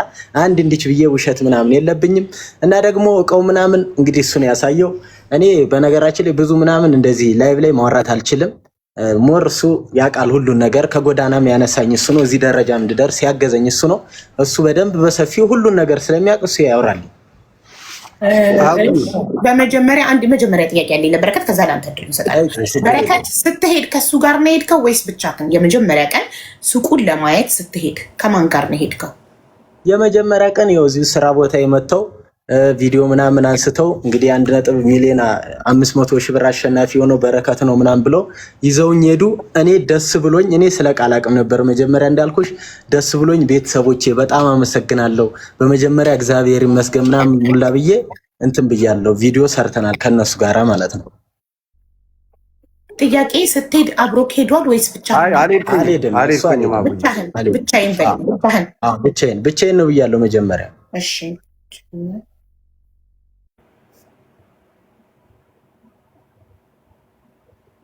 አላውቅም ነበር የሚሸጠው በ20 ምናምን ቀን ኦር ሶሪ 15 ቀን የተሰጠች ቻሌንጅ ግን የጨረስከው በ20 ምናምን ቀን ነው ብላለች። በ15 ቀን ውስጥ በተሰጠኝ 15 ቀን ውስጥ ከሱቅ ውስጥ የሚሸጠው እቃ የመሰለኝ ገንዘቡ ከእቃው ጋር አብሮ የሚሰጠኝ ነው የመሰለኝ የመሰለኝ እንደዛ ነው። አዎ በመሰለኝ ለምን አልጠየቅም? ሱቁ ቪዲዮ ለመስራት በየጊዜው ስትሄድ ሻጭ ቆማ እቃ እየሸጠች እንደሆነ እያየክ ሱቁ እንዳልተዘጋ እያየክ ከዚህ እኔ ከሚሰጠኝ 1.5 ላይ ይሄ ሱቅ ከዚህ በኋላ ያንተ ነው፣ ቻሌንጁን አሸንፈካል፣ በ15 ቀን ውስጥ 100 ሺህ ከሞላክ 1.5 ሚሊዮን የተገመተ ሱቅ ከነቃው ይሰጥካል። አዎ ብለህ ደስ ብሎ ቻሌንጁን ተቀብለህ ቪዲዮ መስራት ጀምረህ እየሄድክ ቪዲዮ ስትሰራ እቃ ሲሸጥለት ሲጎል እያየክ ለምን አልጠየቅም? አልጠየቅኩም እኔ ምክንያቱም የ1.5 መጨረሻ ላይ እኮ መጠየቅ አይቀርም። እንዳየሽው ቪዲዮም ሰርቼ ነበረ። ምን ብያለሁኝ? እንግዲህ ቤተሰቦቼ እየተጠጋን ነው እና ልክ ፎሎወርሱ እንደሞላልኝ 1.5 ሚሊዮን ብር ያወጣል የተባለውን ቦንዳ ቤት ቆጥረን እንረከባለን ብዬ የቪዲዮ ሰርቻለሁ። አይተሽ ከሆነ ማለት ነው። እሺ በጣም ጥሩ። ስለዚህ ለመጨመሪያ ያክል አላውቅም ነበር ብለህ ነው። ቴንክ ዩ። ለመጨመሪያ ያክል በመጀመሪያ ደረጃ ሄሉ ምናልባት ስለኔ ያለሽ ኢሜጅ ከተበላሸብሽ አምሶሪ ማለት ፈልጋለሁ። እዛ በነበረው የላይቭ አጠቃላይ ሂደት ውስጥ እኔ በተቻለ መጠን ሁኔታውን ለመቆጣጠርና ሰላማዊ በሆነ መንገድ ዲስከስ አድርገን ርክክቡ እንዲደረግ ለማድረግ ነው ጥረት ሲያደርግ የነበረው። ሞር ሆት ሆና የነበረችው እሷ ስለነበረ አምሶሪ አንደርስታንድ ያደረግሽብኝ መንገድ እንዴት እንደሆነ አላውቅም። ዞሮ ግን እሱ ኤክሳይትድ ሆኖ ነበር፣ በጣም ኤክሳይትድ ሆኖ ነበር። እንዳለውም በየቀኑ ነው የምንገናኘው። እያንዳንዱ ሶሻል ሚዲያ ላይ የሚያደርጋቸውን ነገሮች በቻልኩት መጠን ያው ጋይድ ለማድረግ ሞክራለሁ። ስለዚህ ጥያቄ ጠየቅኩት። እኔም የሚሸጠው ነገር እንዴት ነው የሚሆነው? ያው ለሱ ከማሰብ የተነሳ አይ ኦልሬዲ ቻሌንጁ 1.5 ስለሚል መጨረሻ ላይ ፎሎወሮችን ስሞላ እጠይቃቸዋለሁ። ምክንያቱም ኦልሬዲ በቪዲዮ ማስረጃ ስላለ ሊሸመጥጡ የሚችሉ አይመስለኝም የሚል ነገር ነው የተነጋገርነው። መጨረሻም ላይ ያደረገው እሱን ነው ማለት አሁን የቀረቡ ዝርዝሮች ምናምን አሁን እነዚህ ማለት እውነት ለመናገር ሁሉም የራሱ የሆነ ዋጋ ሊኖረው ይችላል። ቦንዳ እንደዛ ነው። ሁሉም የራሱ ዋጋ ነው። ብራንድ ሲሆን ነው ኢንተርናሽናል ፊክስድ ፕራይስ የሚኖረው። ሶ ቦንዳ እያንዳንዱ ቦታ የተለያየ ነው። የተለያየ ፕራይስ ቀንሰንም ነው የምንገዛው። ኖ ፊክስድ ፕራይስ ፎር ቦንዳ አይደል? የተለያየ ፕራይስ ይኖረዋል። ግን እውነት እንደው ማለት እኔ ቦንዳ በደንብ ስለማቅ ማለት ነው ንግዱ ላይ አለሁኝ። በዚህ ማለበዛ ንግዱ ላይ ስላለው እውነቴን ነው የምነግርሽ። በዚህ ደረጃ የተጋነነ ፕራይስ ያላቸው ቦንዳዎች የሉም። ምንም አይነት ቦታው ምኑ ማተር አድርጎ ነው የምልሽ። እዛም ኖርማሊ ተለጥፏል ፕራይሶች ስንት እንደሚሸጡ እኛም አይተናቸዋል። አሁን በተነገረው ልክ አይደለም። ይሁን አሁን ላይ ምን ይላል? ማንም ሀቢባ እዚህ ጋር እኔ ጋር እንደውም ማለት ቪዲዮ አለ። እንደውም ሌዘር 6000 ብር ምናምን ስትል ሰምቻታለሁ። ግን እኔ እዛ ጋር የሆነ ሰዓት ቪዲዮ ሰርተን ነበር ከሷ ጋራ ይሄን ሌዘርና ይሄን ቱታ ገዛለሁ ብላኝ 5000 ብር ብላለች። ሌዘሩ ማለት ነው እዚህ ጋር ራሱ ተጨምሯል ማለት ነው። አይ ችግር የለውም ሀቢ ታርጋልክ ቢሆንስ 1 ሰከንድ አሁን ወደ ምን መሰለህ እንዲህ ብለን የተጋነነ ነው ፕራይሱ ምናምን ማለት አንችልም። ቢካዝ ሁሉም የየራሱ ፕራይስ አለው ብለን እሺ የራሳቸው ፕራይስ ስለሆነ በዚህ ፕራይስ ተመቸው አይገዛም ማለት ያኔ በርክክብ ቀን የተፈጠረው ነገር በፈለጋችሁት ፕራይስ አስደምራችሁ ህጋዊ በሆነ መንገድ አስረክቡኝ ነው ጥያቄው የነበረው። ባይዘዌ ሄሉ መጣ የተለየ አዲስ ነገር አልነገረችሽም። የነገርንሽን ነው የነገረችሽ የደገመችልሽ። ምንም እኮ የተለየ ጥያቄ አልጠየቅንም። እኛም ላይቭ ላይ መግባታችን ነግራኛለች እንጂ አዲስ ነገር የነገረችኝ እኔ ያመጣሁት ጥያቄ አለ። ምንድነው እኔ የጠየቅኩትኝ? እኛ እንደ ህዝብ ያየነው ቪዲዮ 1.5 የተገመተ እቃ እንደሚሰጠው ነው። አዎ አለች። ስለዚህ ታዲያ ከቻሌንጁ ላይ እሱ ለራሱ ስለማያውቅ ያልጠየቀው ጥያቄ ምንድነው? ቻሌንጁ ለ15 ቀን ሲሰጠኝ በ15 ቀን ውስጥ ሱቁ እስካልተዘጋ ድረስ የሚሸጠው እቃ ከቻሌንጅ ላይ ከ1.5 ላይ ይቆረጣል ወይ? እየቀነሰ ነው እኮ የሚሄደው ብሎ አልጠየቀም። ጠይቋል ወይ ስላት ያውቃል አለች። ሶ ታውቃለህ ወይ ብዬ ስጠይቀው መስሎኝ ነው በመሰለኝ ይሆን አያውቅም መሰለኝ አለ። የገመተው ምንድነው? የሚሸጡትን ብሩን አስቀምጠውት ዛሬ አንድ ፓንት የሚሸጥ አንድ ካልሲ ብሩ ተቀምጦ 1 ብር የሚወጣው 2 ብር ተቀምጦ ቻሌንጅን ስጨርስ አብሮ ይሰጠኛል። ይኸውልህ ይሄ በ15 ቀን ውስጥ የተሸጠ ብር ነው እንካ፣ ይሄ ደግሞ እቃው ተብሎ ይሰጠኛል ነው ብሎ የገመተው እሱ መሰለው። ኦፍኮርስ መሆንም ያለበት የተሰጠው ቻሌንጅ ቪዲዮ እኮ ይኸውልሽ የሚለው 1.5 ሚሊዮን የሚያወጣ ነው። እሱም አንደኛ መጠየቅ ነበረበት። እነሱም ቪዲዮ ሲሰሩ 1.5 የሚገመት እቃ የሚገመት ግምት ነው። 1.5 ሊያወጣ ይችላል፣ ግምት ሊያወጣ ይችላል። ግምት ስለተባለ 1.6ም ሊያወጣ ይችላል 1.4ም። ለምን ግምትና ኤግዛክት አንድ አይደለም። አንድ ሰው ኤግዛክትሊ ከተናገረ 1.5 ኤግዛክትሊ ካለ ኤግዛክትሊ መምጣት አለበት። የሚገመት ካለ ደግሞ ግምቱ 1.4ም 1.3ም ብቻ ይቀራረብ። ከ1.5 ጋር የተቀራረበ ወይ የበለጠም ሊሆን ይችላል። እንደ እድሉ ነው የሚያወጣ እቃ ብለው ሲሉ ግን በ15 ቀን ውስጥ ሱቁ ክፍት ነው የሚሸጠው እቃ ሊቀንስ ይችላል። እቃው ከዛ ላይ ሊቀንስ ይችላል ብለው ማሳወቅ ነበረባቸው። እነሱም ቪዲዮ ላይ መጥቀስ ነበረባቸው። እነሱም አልጠቀሱም። ተቀባይም አልጠየቅም። ተቀባይም ቻሌንጁን ሲቀበል ታዲያ 15 ቀን ውስጥ ፎሎ ሳስደርግ ከተሳካልኝ በሰጣችሁኝ 15 ቀን 100,000 ፎሎውን ካሳካው ሱቁ ክፍት ሆኖ 15 ቀን ስለሚቆይ ከዛ ላይ አሁን ካየሁት እቃ ላይ የሚጎለው ምንድን ነው የሚደረግልኝ? እቃው ይተካልኛል ወይስ የሚሸጥበት ብር ይሰጠኛል ብሎ የመጠየቅ ግዴታ ነበረበት። እነሱም ቪዲዮ ላይ የመጥቀስ ግዴታ ነበረባቸው። በ15 ቀን ውስጥ የሚሸጠው እቃ ከ1.5 ከሚገመተው ይጎላል ብለው መንገር፣ እሱም ደግሞ መጠየቅ ነበረበት። እነሱም አልጠቀሱም ቪዲዮ ላይ። እሱ ምን አለ? መስሎኝ ነው አለ። አሁን እኔ ስጠይቀው ምንድን ነው ያለኝ? መስሎኝ ነው ማለት ብሩን አስቀምጠው ቻሌንጁን ሳጠናቀቅ ከእቃው ጋር አብረው የሚሰጡኝ መስሎኝ ነው። ምን መሰለሽ እዚህ ጋር አሁን ይሄን ነገር እኮ ማወቅ የምንችለው ደግሞ መጨረሻ ላይ ነው። እነሱ እዛ ጋር እቃ እየሸጡ ከሆነ እኔ መጨረሻ ላይ 1.5 የሚያወጣ እቃ ይሰጡኛል እንደምንም አሞላልተው ቢሆን ብዬ ነው የምረዳው። አንድ ታክሲ ኮንትራክት ስትይዝ መጨረሻ ላይ አይደለም ሂሳብ የምትነጋገረው። መጀመሪያ መኪናው ላይ ተሰቅለ መንገድ ከመጀመሪያ በፊት ተነጋግረህ ነው ዋጋ የምትገባው። ለምን ኪስ ውስጥ ያለው ተነጋግሯል እኮ 1.5 ሚሊዮን ገደማ የሚያወጣ ቦንዳ ቤት ይሰጥሃል ነው። ይሽጡትም ይለውጡትም ያዘዋውሩትም ያንቀሳቅሱትም ዞሮ ዞሮ መጨረሻ አውትፑቱ 236,000 ፎሎወር እንደሰጠ 1.5 ሚሊዮን የሚያወጣ ቦንዳ ቤት ይሰጠዋል ነው። ዳትስ ኢት በቃ ማለት አግሪመንቱ ይሄ እኮ ነው።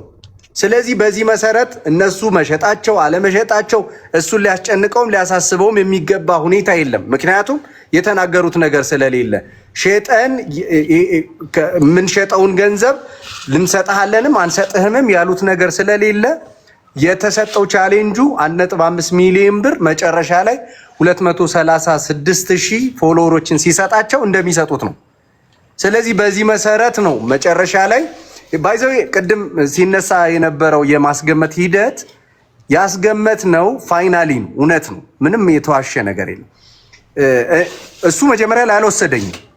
መጀመሪያ እሱ ብቻውን ነው የሄደው። ፋይናሊ ደስታውን ለማየት ነው የሚሄድኩት፣ እቃውን ለማየት ምናምን አይደለም።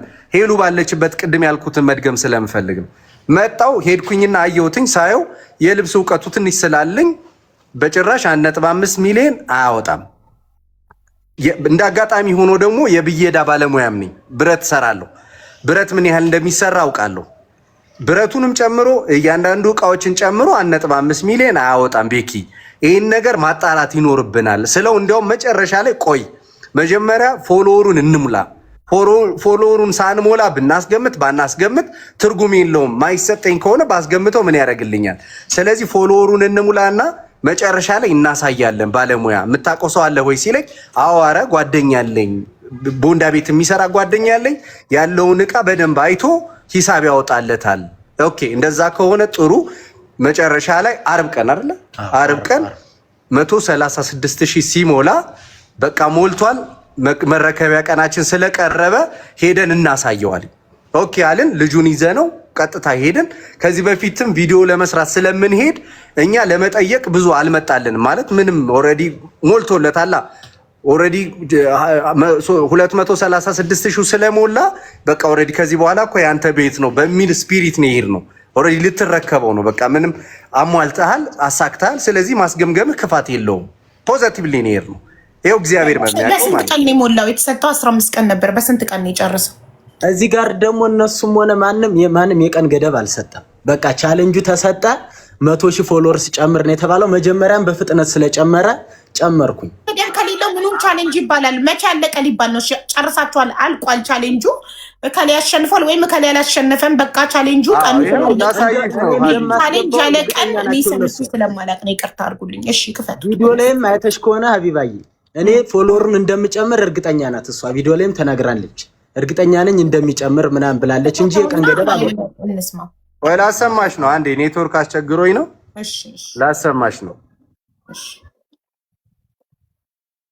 ወይ ኔትወርክ እኮ በጣም ይሞታል።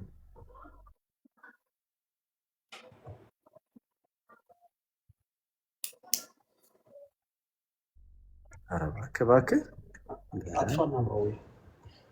ከዚህ እንትና አብራዊ ዋይፋይ ሆስፖት ያው ሰራ። ይሄው ሀቢ እሺ እንግዲህ የሜሪ ቦንዳን ቻሌንጅ ማን እንዳሸነፈ ታውቋል። የሜሪ ቦንድ ክባለን ማለት ነው። ቁልፍህን ትወስዳለህ። እንኳን ደስ አለህ። ባይ እንግዲህ የበረከት ሪያክሽን እንዳያችሁት ነው። ህዝብ ቀን ገደብ የለውም። በጣም ደስ ይላል። እንኳን የምትሉ ኮመንት ላይ 7 ቀን በ7 ቀን ውስጥ 1.7 ሚሊዮን የታየን ያለችው የታየ ነው። ቀን አለ አይደለም? ቀን አለ። ቀን የለም። 100,000 ፎሎወር ከጨመርክ በኋላ ይሰጥሃል ነው። 100,000ውን በ2 ወር የሚጨርሰው በ1 ወር የሚጨርሰው 100,000 ፎሎወር መጨመር ነው። እሺ ቆይ አንዴ ጋይስ 7 ቀን በ7 ቀን ውስጥ 1.7 ሚሊዮን ቪው የታየ የበረከት ሊስትሮ ቪዲዮ ነው የሚለው እና ጆይን ካረክበት እኛ ጋር ጆይን ካረክበት ቀን ጀምሮ 100,000 ሱ ቀን አልተጠቀመም።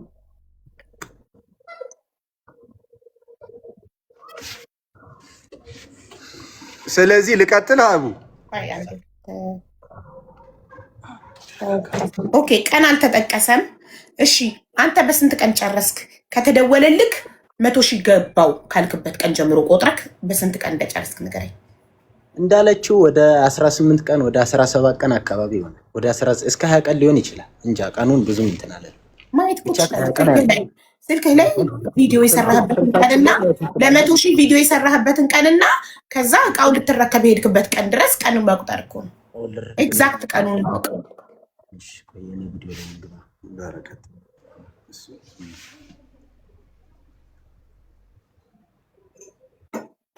ቪዲዮ ከተፖሰተ ይሄኛው 2 ቀን ነው። እቃውን ልረከብ ከሄድኩ 2 ቀን አልፎታል። የሄድኩበት ቀን እዛ የአሁኑ ቪዲዮ ተደውሎልክ 100,000 ቻሌንጅ ተሰጥቶካል አለ በቪው አልፈህ ተሰጥቶካል የተባልኩበት ማለት ነው። ያ 100,000 ለቪው አይደለም ለ100,000 ቻሌንጁ የተደወለልህ ቀን አይደለ? የተደወለልኝ ቀን ለቪው ማለት እኮ አለቀ። 1.7 ቪው አምጥተክ ለ100,000 ቻሌንጅ 701 የትኛው? ይሄኛውማ የመጀመሪያው ነው። ኦኬ መጀመሪያ ይሄኛው 701 ነው የሚለው 701 ነው የሚለው ስንት መቼ ማለት ነው? 701 ማለት ጁላይ 1 ጁላይ 1 እሺ ከዛ እቃ ልትረከብ የሄድክበትን ቀን ንገረኝ። እቃ ሊረከብ አለፈው። እሺ ከሁለት ቀን በፊት ዛሬ ሁለተኛ ቀኑ ያ ማለት ጁላይ 23 ነው። 20 ቀን ማለት ነው። ጁላይ 7 ጁላይ 1 ነው ቀን 7ኛው ወር ዛሬ 23 ነው። በአንድ ነው ቪዲዮን የተቀበለው ጁላይ 1 ከዛ ከሁለት ቀን ማለት ደግሞ ዛሬ 23 ነው። በ21 ማለት ነው። በ21 ኦኬ ከሁለት ቀን በፊት ነው። ዓርብ ቅዳሜ ነው ሄር ነው። አይ ቅዳሜ ቀን ዛሬ ማን ነው? ዛሬ ሐሙስ ነው። ዓርብ ነው ሄር ነው። ዓርብ ነው ሄር ነው። ቆይ ሀቡ ዛሬ ሐሙስ ነው። ዓርብ ከሆነ ሄዳችሁት ዓርብ 17 ነበር። ጁላይ 17 በ17 ቀን ነው 100,000 ፎሎ የጨረሰው። በ17 ቀን ነው። ኦኬ ጁላይ 17 ስለዚህ በ17 ቀን ኦኬ ጥሩ ቀን አልተጠቀሰም። አንተ በ17 ቀን ጨርሰካል። በ17 ቀን ውስጥ የተሸጠው እቃ ነው የጎደለው ማለት ነው። እሺ ጁላይ 1 ሄደካል። አንተ ሄድከው መቼ ነው? እዛ ሱቅ ሄደክ ጁላይ 1 ነው። ይሄው ይሄን ቪዲዮ የሰራው ጁላይ 1 ነው። ጁላይ 1 የሷንም ቼክ ከኔ ጋር የምንሰራቸው በአንድ ቀን የተፖሰተ ይመስለኛል። የሱ አይታለ ተመሳሳይ ቀን ይሄው በጁላይ 1 ይሄው ሜሪ ላሳይሽ ሀቢዬ ይሄው ይሄ ቪዲዮ ማለት ነው። ጁላይ 1 ጁላይ 1 ሱቁን ሄዶ እቃውን ያየበት ቀን።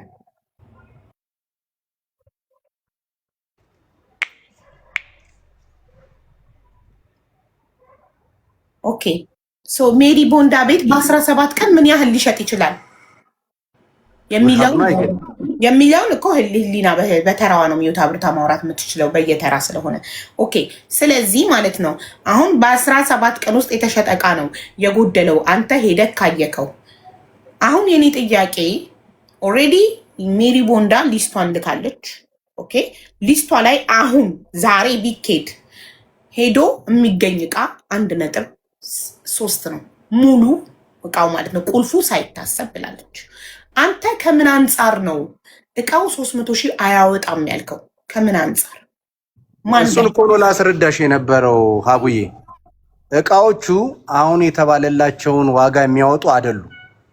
ሁሉም እቃዎች የሚችለው ይሄንን እያንዳንዱ ሱቅ ራስክ በአንደበትህ እያንዳንዱ ሱቅ የየራሱ ፕራይስ አለው። ቦንዳ ተባለ።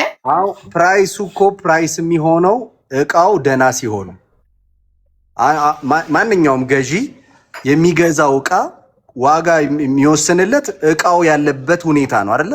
ያለበት ሁኔታ መቼም ቡቱቶ የፈለገ ከለሩ ቢያምር ቡቱቶን በ1800 እና በ2000 ብር አትገዢው። አብዛኛው የተጠቀሱ ዝርዝር እቃዎች ካፖርቶች፣ ሌዘሮች፣ ጂንስ ሱሪዎች ምናምን እንዳለ ነው ምልሽ። ያረጁና የቆዩ ፋሽናቸው ያለፈባቸው በጣም ኦልድ እቃዎች ናቸው። ቅድም መነሻዬ ላይ መጀመሪያ ስነግርሽ እንደነበረው ቻሌንጁን ያወጣችው አለን እኮ ባለሙያው። በቃ ዝም ብዬ ዘግቸው ከሚሄድ በሚል በሚል ሐሳብ ሊሆን ይችላል። ምክንያቱም በይሆናል እኛ ማውራት አንችልም። አሁን ይመጣልሽ ነው ሌላ ሰው ሄዶ ማየት አለበት።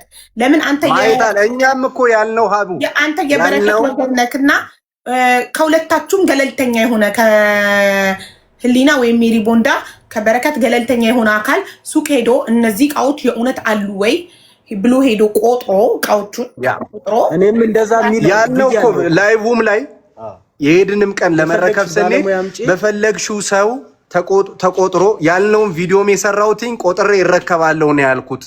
እያንዳንዱን ተከታዬ የሚያውቀው ቆጥሬ እንደምረከብ ነው።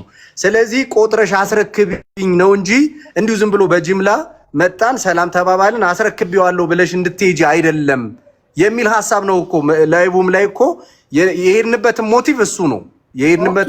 እሺ አንዴ ጥያቄ አለኝ። ህሊና ቅድም ስትናገር እንደሰማ ነው ያለችው ገባ አቀፈኝ ሰላም አለኝ ገባንና ላይቭ ላይ ነው ወዲያው ተመልከቱ ይሄ እቃ 300,000 ነው የሚያወጣው 1.5 አያወጣም ዳይሬክትሊ ነው ያለው። ለኔ እንኳን መጀመር አላለም እኔ ነበርኩ እኮ ላይቭም ሪከርዱ አለ እኮ እሱ ያውቃል እንጂ ወንድሜ አንተ ምስክር ልትሆን አትችልም። ወገን ነህ ደከው ከጎዳና አንስቻ አሳድጊያል ብለሃል። ወገን ነህና ወገን ምስክር አይሆንም። ግዴታ ገለልተኛ አካል ሪከርዱ ስላለ ከሜሪ ጋር በደንብ አውርተናል። በደንብ ማለት ነው። እሷ ሄደች ላይቭን ስታይ ብዙም አልቆየችም ሄዳለች። ከሜሪ ጋር ግን በደንብ ስናወራ መጀመሪያ እንደገባክ ህሊናን ሳታናግራት I'm not happy with this በተሰጠኝ ነገር ደስተኛ አይደለሁም ብለሃታል ላይቭ ላይ ከመናገርህ በፊት ወይስ አላልካትም? ይሄ ነው ጥያቄው። ህሊና እሷ ቀጥታ እኔንም ሳታናግር ቪዲዮ ጀመረችና እኔ ጋር መጣችና እንግዲህ በረከት ሊስትሮስ ጠርጋ ሳምሮ ይሄንን ሱቅ እንግዲህ ወደ ቦንዳ ቤት ሊቀየር ነው ምናምን ብላ መጣች። ቤተሰቦቼ በጣም ደስ ብሎኛል። እንግዲህ ዛሬ ቆጥሬ ለመረከብ መጥቻ ቆጥረን እንረከባለን የሚሆነው ነገር አብረን ያለን ያልኩት እኔ ከገባን በኋላ ምን አልኳት አየውና ከዛ ማን ነበር ስሟን አላውቅም ብቻ ይሄ እቃ ባለሙያ አምጥቻ ሳይቼ ነበርና ከ300,000 እንደማያልፍ ነግሮኛል ምናምን አልኳት። ከዛ በኋላ እንደዛ ስላት ማለት ነው ጥያቄ አልተመለሰም። በረከት ወንድሜ ላይቭ ላይ ከመናገር በፊት ለህሊና እንደተገናኛችሁ ሰላም እንደተባባላችሁ እቃውን ልረከብ ነው የመጣሁት። ከዚህ በፊት ቀን መጥቼ አስገምቻለሁ እና እቃው 1.5 አያወጣም ተብያለሁ ብለህ ለብቻችሁ ነግረሃታል ወይ ነው? ላይቭ ላይ ከመናገር ላይቭ ላይ እኮ ነበር እያወራው የነበረው እኔ ማለት ገና ስትገናኙም ጀምሮ ገና ስገናኝም ላይቭ ገብቼ ነበር። እሷን ቪዲዮ እየቀረጸች ነበር። እኛ አብረን ይሆን ልጆች ስልክ ይዘናል ሁላችንም ላይቭ። እሷን ቪዲዮ እየቀረጸች ነበር። ያለውን ነገር እዛው ላይ በስነ ስርዓቱ ተነጋግረው ጨርሰው ተረካክበው እንደሚሄዱ ነው እኛም የነበረን እውቀት። ከዛ በአንድ ጊዜ ቀድማችሁ ታውቃላችሁ እኮ ቀኑ ደርሶ ከመረከባችሁ ከቀናት ከአንድ ቀን ወይ ከሁለት ቀን በፊት እኮ ሄዳችሁ አስገምታችሁ ኦልሬዲ ታውቃላችሁ። እንደጎዳ ያለውን ነገር እነሱም ስለሚያውቁ እቃቸውን ስለሚያውቁ በቃ ያለውን ነገር ይሄ ነው የጎደለው ይሄ ነው ብለው ቆጥረው አስረክበውት እንለያያለን ነው የኛ ሐሳብ የነበረው። ስለዚህ ላይቭ ላይ ነን መጣች በስነ ስርዓቱ ሰላም አለችውና ከዛ በኋላ እንግዲህ ቤተሰቦች ያያችሁትን ቪዲዮ ሰራች። ከዛ በኋላ ገቡ። ልክ ላይቭ ላይ ነን ያለውን ነገር 300,000 የሚሆን ነው የተባልኩትኝ። ስለዚህ ምንድነው ማድረግ ያለብኝ አይነት ነገር አወሩ። ከዛ በአንድ ጊዜ ተለዋወጡ። ላይቭ ላይ እኮ የኔ ጥያቄ እኮ ህሊና እኔ ቅር ያለኝ ነው ያለችው። ሊረከብ ነው የመጣው። እኔ ሳላቅ ከኋላዬ ኦልሬዲ ቼክ አስደርጎ ጎዶሎ እንደሆነ አውቋል። ለምን ላይቭ ከመክፈቱ በፊት ለምን ሲመጣ ቀድሞ አልነገረኝም ነው? አስገምቼ ጎዶሎ ለምን አላለኝም? አሁን እዚህ ጋር እሷን ምንም የሚያስፈራ ነገር እንደሌለ ነው። አንደኛ በቀው ከተማመነችበት በቃ ኦልሬዲ ቀጥታ ላይቭ ላይ ነኝ። እኔ መጀመሪያም ስመጣ ልረከብ ነው ብያለሁኝ። ከቤተሰቦቼ ጋር ነበርኩኝ ማለት ነው በዛ ሰዓት። ከዛ ገባን ኦልሬዲ። እኔም ኔትወርክ ይዞ ካለ በረከት ታውቂያለሽ ገብቶ ነው ስልክ ገብቶ ነው። ይቅርታ። ይሄን ነገር ደግሞ ህዝብ ፊት ነው የምረከበው። እነሱ ናቸው ቻሌንጁንም እንዲሞላ የተባበሩኝ ያገዙኝ እንጂ ሌላ ነገር ምንም ነገር የለም እዛ ጋር የተወራ ነገር ማለት ነው። ስለዚህ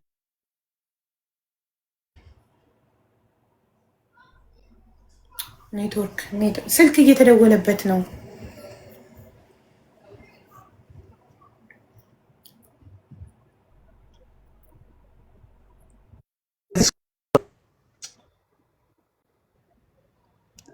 ይቅርታ በጣም ስልክ ተደውሎ ነው እና ያልኳት ነገር ያንን ነው። ሌላ ምንም ነገር አላልኳትም። በቃ ህዝብ ፊት ነው ያወራሁት። 1.5 ሚሊዮን ብር ያሉትም እነሱ ህዝብ ፊት ነው። ከኔ ጋር ምንም ጥፋት የለም። የሚያስፈራም ነገር የለም። በቃ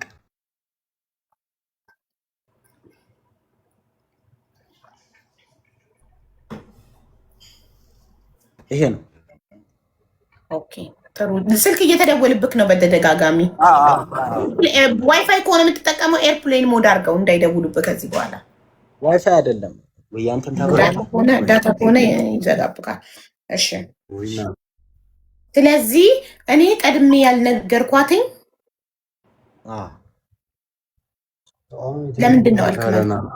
ቀድሜ ያልነገርኳት ኦልሬዲ ባወቅኩ ሰዓት አስገምቼ 300,000 ሲባል ወዲያው ደውዬ ያሳየ እቃው እኮ 300,000 ነው 1.5 አይደለም ሳስገምተው ብሊ ያልነገርኳት ቀኑ እስከሚደርስ ምረከብበት ሰዓት እስከሚደርስ እና ላይቭ ላይ የተናገርኩት በምን ምክንያት ነው ነው መልስክ? ይዞታል። ሶሪ በጣም እሺ። አሁን ለሶስተኛ ጊዜ ልደግም ነው። እሺ ውሃ ልጠጣ። አሁን ሳለክ አይደወልም ልድገም። አሁን ድገም ችግር የለውም። እሺ መልስክ ለጥያቄዋ መልስክ ለህሊና ጥያቄ ያንተንም ጥያቄ ወደሷ የሷንም ወደ አንተ እያደረስኩ ነው። ለጥያቄዋ ቀደም ብዬ ከምረከብበት ቀን በፊት ቆይ ይጨርስ ደግማለሁ። እሺ አሁን ይቅርታ ችግር የለም። ከምቀበልበት ቀን ቀድሜ አስገምቼም ዋጋም ማውቄ ደውዬ ግን ላንቺ ያሳያችሁኝ እቃ 1.5 ይገምታል ብላችሁ ያሳያችሁኝ እቃ እኔ ሳስገምተው 300,000 ነው የተባልኩትኝ ብዬ ደውዬ ያልነገርኳትኝ እስከምረከብበት ሰዓትና ቀን ላይቭ ላይ መናገርን የመረጥኩበት ምንድነው ምክንያቱ ነው መልስክ? ምክንያቱማ መጀመሪያ ላይ ቻሌንጁን በደንብ መሙላት አለብኝ። ከሞላው በኋላ እዛ ጋር እኔን ይሄን ነገር ስላቸው እነሱ ነው እንዲያስገመትከው ቅድም እኮ ሞልቷል። አዎ እዛ ጋር ደግሞ ህዝብ ማወቅ አለበት እውነቱን። በዛ ጋር ባልሆነ ነገር ቢሸፈንስ ብዬ ነው ይሄን ነገር በይፋ ያወጣሁት ማለት ነው። ይኸውልሽ ሀቢባዬ ማታ ዲስከስ አረግን። አንደኛ እንደዚህ የወረደ እቃ ከሆነ ሙድ እየያዙብን ቢሆንስ? መጀመሪያ ሲሄድ ያየው እቃ ራሱ አይደል እንዴ? ምንድን ነው የወረደ አልገባኝ። ቆይ ለነገርሽ እኮ ነው አስገመትኩት እኮ እቃዎቹን እንዳለ አየናቸው። የቃረዱ ናቸው ምናምን በጣም የተንገላቱ ረጅም ዓመት የቆዩ ናቸው። ስለዚህ ይህንን ቻሌንጅ ሲሰጡህ በቃ እቃ አታውቅም ብለው ሰተውህ ቢሆንስ የሚል ሰፋ ያለ ዲስከሽን አደረግን ጓደኞቹ ጋር ሆነን። ይሄም ቦንዳ ቤት ያየውም ቦንዳ ቤት እውቀት ያለውም ሰው መጥቶ ያለንን ነገር ከግምት ውስጥ አስገባንና ይሄ ነገር ፌክ እንዳይሆን በቃ በግልጽ ያለውን ነገር ላይቭ ላይ ብትጠይቃትስ በሚል ተስማማንና በቃ ኦሬዲ ሞልተኸዋል። ስለዚህ ያለውን ነገር ላይቭ ላይ ትጠይቃታለህ። እንደዚህ ተብያለሁ ምንድነው የምትይኝ ብለህ ትጠይቃታለህ። ከዛ እዛው ላይ ታስረዳሃለች። በስነ ስርዓቱ እዛው ተረካክበን እንለያያለን የሚል ውሳኔ ወሰንንና ሄድን ማለት ነው። ውሳኔውን ስንወስን እውነት ለመናገር እኛ ጋር ያለው ሞቲቭ የኔጌቲቭ አይደለም። ምናልባት የተጭበረበረ ነገር ካለም ህዝቡ በሚያየው መልኩ ምክንያቱም 1.5 ሚሊዮን የማያወጣ ነገር ነገ ተረክበህ አንተም አደጋ ውስጥ ብትገባ ማንም ሰው አይሰማህም፣ ማንም ሰው አይደግፍህም፣ እንዲያውም ይቀልድብሃል፣ ሙድ ይዝብሃል። ስለዚህ ያለው ነገር ፊት ለፊት ህዝብ በሚያውቀው መልኩ ፐብሊክ ቻሌንጅ ነው። በቃ ፐብሊክሊ አውጣውና ፐብሊክሊ ተረከብ። ስለዚህ በዛ መልኩ እናድርገው ተባባልን። ቪዲዮ ላይቭ ላይ አድርገን ሄድን። በዛ መልኩ ነው የሄድ ነው ማለት ነው። ሚስ አንደርስታንዲንጎች ተፈጥረዋል ማለት ነው በነሄሉ በኩል። እነሱ ከአንዳንድ ነው ጸባያቸው የተለወጠው፣ በአንዴ ነው ሁሉ ነገር የተለወጠው። እንዲያውም ሜሪ መታ በስነ ስርዓቱ እየተነጋገርን ነበር። በኋላ ላይ እንዲያውም ሄሉ መጣችና ከሜሪ ጋር እየተነጋገርን ሁኔታውን ወደ ሌላ መልክ ተለወጠ። ካሜራማኑ ሁሉ እየተሳደበ ነበር ማለት ነው። ይሄው ነው ያለው ሀቡ። ኦኬ አንዴ ቆይ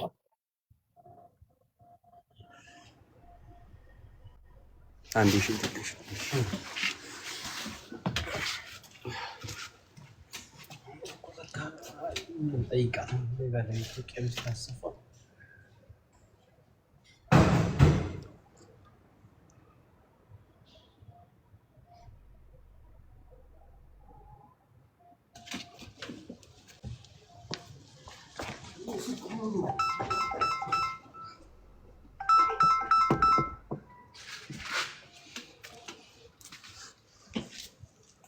ኦኬ እሺ። ስለዚህ ያ ቃል ላሉት እቃው ከዛ ላይ እንደሚጎል ሱቁ እንደማይዘጋ እንደሚሸጥ ያ ቃል ላሉት አንተ እኔ የመሰለኝ ከዛ እቃ ላይ የሚሸጠው ብር ተቀምጦ ቻሌንጁን ስጨርስ የሚሰጠኝ ነበር ይመሰለኝ ብለህ መልሰሃል አይደል? እሺ ሌላ ደግሞ ሄደክ ስታየው የነበረው እቃና ልታስገምት ስትሄድ የነበረው እቃ ብዛት በአይንክ ስታየው ብዛት በጣም ብዙ ጎሎብሃል። ቀንሷል። አሁን እንደ መጀመሪያ ቀን ያየሁትና ከዛ ኔክስት ቀን ያየሁት አንድ አይደል? በመጀመሪያ ቀን ስትሄድና ልታስገምት ስትሄድ ጁላይ 1 ስትሄድና ያስገመትከው መቼ ነው? ልትቀበል የሄድከው ጁላይ 17 ነው። ያስገመትከው መቼ ነው? ያስገመትኩት ቻሌንጁ እንደሞላልኝ እኮ ቀን በቀን ስንት ቀኑን ንገረኝ። ልታስገምት ዓርብ ልንሄድ ሐሙስ ቀን ማታ አካባቢ ጁላይ 16 ለምን ዓርብ ጁላይ 17 ሄዳችሁት? ስለዚህ ያስገመተው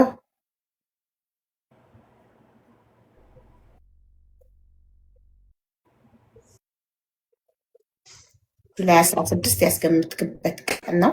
በ16 ቀን ውስጥ ብዙ እቃ ጎሎ ብዙ ልብሶች ተሽጠውለት ጎለው አይተሃል ማለት ነው። ስለዚህ ዋጋውን ያወረደው የእቃው የኳንቲቲ የብዛት መጉደል እና ደግሞ የእቃው ኳሊቲ ነው እናንተ የምትሉት። አዎ ኦኬ። እናንተ ስትገምቱ ለምሳሌ አንድ ቀሚስ እዚህ ጋር የሚያሳየው ሜሪ ቦንዳ እቃዬ ያወጣል ብላ የላከችው ሊስት ውስጥ የሚያሳየው የአንድ ቀሚስ ዋጋ 3500 ነው። እዛ 1500 ብር በላይ አይሸጥም በምንም አይነት ማለት የትኛውም አይነት ቦንዳ ገማች የትኛውም ጥራት ያለው እቃ ቦንዳ ሻጭ ከ1000 ብር ከ1500 ብር በላይ አይገምታቸውም። እዛ ያሉ ቀሚስ ነው የምልሽ። አሁን እኮ 4000 5000 ሁሉ የሚሸጡ ቦንዳ እቃዎች አሉ። 6000 የሚሸጡ ጽድት ያሉ የቦንዳ ቀሚስ እቃዎች አሉ። የማይገኙ እንዲያውም በጣም የማይገኙ ወንትድ የሆኑ እቃዎች አሉ። እዛ ያሉ እቃዎች ከሁለታችሁም ገለልተኛ ወገን ሄዶ ነው ማየት ያለበት። እሱን እኮ ነው የምልሽ። እኛም ያልነው በስነ ስርዓቱ ገለልተኛ ወገን ሄዶ አይቶ ገምቶ በስነ ስርዓቱ እኮ በቃ ይሞላል ተብሎ ከተሰጠው አክሴፕት አድርጎ ስራውን ይቀጥላል። ኦኬ ከ3500 ነው እዚህ ጋር የተመዘገበው የተሰላው። እናንተ በስንት ነው ያስገመታችሁት? አንዱን በስንት? 1500 ብር በላይ አይበልጡ። ስለዚህ እናንተ በ1500 ነው ያስገመታችሁት። አዎ እነሱ ደግሞ ቪዲዮን ሲሰሩ ግምቱን ሲያወጡ በራሳቸው ፕራይስ በራሳቸው በሱቅ ፕራይስ ነው። አንድ ሰው በዛ ፕራይስ የመስማማትም እኔ አንድ ቦንዳ ገብቼ 3500 ስትለኝ ካዋጣኝ ይገዛሉ፣ ካላዋጣኝ ትይወጣለሁ አይደል? የሱቋ ባለቤት እቃዋን ፕራይሷን የምታወጣው እንደ ራሷ እንደ እንትኗ ነው። በዛ የተስማማ ይስማማል፣ በዛ ያልተስማማ አይስማማም። ቻሌንጁን ለመቀበል በረከት በሄደ ጊዜ አይቶ እሱ ያው እውቀቱ ስለሌለው ባለሙያ ስላልሆነ አያውቅም። ያውጣ አያውጣ ግን የእሱ አለማወቅና የእሱ ባለሙያ አለመሆን የእነሱ ችግር አይደለም። እሱ ከመቀበሉ በፊት ቻሌንጁን ባለሙያ ይዞ ሄዶ ማስገመት ነበረበት። ራይት ቢሆን በጣም ጥሩ ነበር። አዎ ቴንኪዩ። እሺ አንደኛ እኔ በሁለቱም ሳይድ በሁለቱም ወገን ችግር አለ፣ በሁለቱም ወገን ስህተት አለ፣ በበረከትም በነሱም። ምክንያቱም አንደኛ ቻሌንጅ ሲወጣ ቀን ሳይጠቀስ አይወጣም። ሁለተኛ ቻሌንጁ ላይ በ15 ቀን ውስጥ 100,000 ፎሎ ያደረሰ ሰው አሁን እኔ ቻሌንጅ ባወጣ በ15 ቀን ውስጥ አካውንቴን 100,000 ያስገባልኝ ሰው 1.5 ሚሊዮን የሚገመት እቃ እሰጠዋለሁ። በዛ 15 ቀን ውስጥ ግን ሱቄ ክፍት ስለሚሆን እቃ ሊጎል ይችላል፣ እቃ ሊሸጥ ይችላል። የሚሸጠው ብር ኪሴ ነው የሚገባው። የሰራተኛ ደሞዝ ነው፣ የሱቅ ኪራይ ነው፣ የመብራት ነው የምከፍልበት። ስለዚህ በ15 ቀን ውስጥ 1.2 ሊደርሰው ይችላል፣ 1 ሚሊዮን ሊደርስ ይችላል። ይሄን መጥቀስ ነበረባቸው። እነሱም ቪዲዮ ላይ የሚሸጠው እቃ እንደሚጎል መጥቀስ ነበረባቸው፣ ቀን መጥቀስ ነበረባቸው። እሱም ደግሞ ቻሌንጁን ሄዶ ሱቅ ድረስ ሲቀበል ባለሙያ ይዞ ሄዶ ማስገመት ነበረበት እንጂ ቻሌንጁ ሲያልቅ ጠብቆ አይደለም የሚያስገምተው መጀመሪያ። ምክንያቱም አንድ ትራንስፖርት ኮንትራክት ሲይዝ እኮ ተሰቅዬ ቦታው ከደረስኩ በኋላ አይደለም ከሹፌሩ ጋር የምደባደበው። መጀመሪያ ነው ዋጋ አነጋገርና ያዋጣኛል፣ ይስማማኛል፣ አቅሜ ነው መክፈል እችላለሁ ብዬ ተስማምቼ ምገባው እንጂ አንድ ሀሳብ ልንገርሽ አቢባዬ፣ አንድ ሀሳብ ልንገርሽ። አሁን ይሄን ለማለት እኔ ቻሌንጁ ለእኔ ብቻ ቢሰጠኝ ኦልሬዲ ይህንን የማረጋገጥ መጀመሪያ እኮ 1.5 ይላል እኮ ሀቢባ፣ ለሁሉም ሲወጣ 1.5 ሚሊዮን የሚያወጣ እቃ እሰጣለሁ ይላል እኮ። በቃ ኦልሬዲ ተነጋግሯል። መጀመሪያ ለኔ ቢሰጥ እነሱ በገመቱት ነው። እሱ ደግሞ በራሱ ሰው አስገምቶ መጨረሻ ላይ ሳይሆን በራሱ ሰው የሚያስገምተው መጀመሪያ አክሰፕት ከማድረጉ በፊት ቻሌንጁን ሱቅ ሄዶ ቪዲዮ ሲሰራ ባለሙያ ይዞ ሄዶ ማስገመት ነበረበት። አስገምቶ ይሄ እኮ ቻሌንጅ ነው። እንትኑ ባይሞላለት ይሄ ሱቅ የሱ ላይ የማይሆንበት እድል ስላለ የሱ ላልሆነ ነገር እንዴት ያስገምታል? የሱ መሆኑን ሲያረጋግጥ እኮ አልኩሽ እኮ ቻሌንጁን እንደሞላው እኮ ባለሙያ ወስዶ አናግሯል። ሊጀምር ነው ቢያሸንፍም፣ ይኸውልህ ቻሌንጁ ቢሞላለትም ባይሞላለትም ቻሌንጁን አክሰፕት አድርጎ ስራውን ሊጀምር ነው። ገባክ? ስራውን ሊጀምር ነው። በ15 ቀን ውስጥ እነሱ ቀን መጥቀስ ነበረባቸው፣ ቀን አልጠቀሱም። የእነሱ ስህተት። እሱ ደግሞ ቻሌንጁን ሲቀበል ሱቅ ድረስ ሄዶ ቪዲዮ ሲሰራ መጀመሪያ አሳይተውት ይሄ ነው የምትረከበው ሲባል ኦኬ 1.5 ያላችሁት ከእናንተ ፕራይስ አንጻር ነው አይደለ? እኔ ደግሞ የራሴን ሰው አምጥቼ አስገምቼ ኦኬ እውነትም እንዳሉት 1.5 ነው፣ እስማማለሁ፣ እቀበላለሁ፣ ስራዬን እጀምራለሁ። ገባክ? ቢሳካም ባይሳካም እጀምራለሁ። ከዛ ሲሳካ ጭቅጭቅ አይመጣም፣ ቀጥታ እቀበላለሁ። እሱም ማስገመት ነበረበት በራሱ ሰው። ታክሲው ከወሰደ ከጨረስክ በኋላ አይደለም ፕራይስ የምትከራከረው። ሁለቱም ወገን ስህተት ሰርተዋል። እንደገና የሚሸጠው 15 ቀን ክፍት እስከሆነ ድረስ የሚሸጠው እስከዚህ ላይ አንድ ፓንቴም አንድ ካልሲ የሚሸጥበት ብር ለእኔ አብራችሁ ነው ከእቃው ጋር የምትሰጡኝ ወይንስ ለራሳችሁ ነው የምትወስዱትም ብሎ መጠየቅ ነበረበት። እነሱ መጠየቅ ግን አቢባ እዚህ ጋር ይቅርታ አድርጊልኝና ይህንን እኔ መጠየቅ እኮ ሲጀመር የለብኝም። ምክንያቱም እኔ መጨረሻ ላይ ነው አይደል የምረከበው። እኛ እንደዚህ እየሸጥን ነው አላሉኝም፣ እየሸጡ ነው ኦልሬዲ አይደለ? ስለዚህ መጨረሻ ላይ ግን የመረከብ እንችላል። በረከትዬ ቪዲዮ ልትሰራ ወደ ሱቅ ስትሄድ ሱቁ ዝግ ነበር?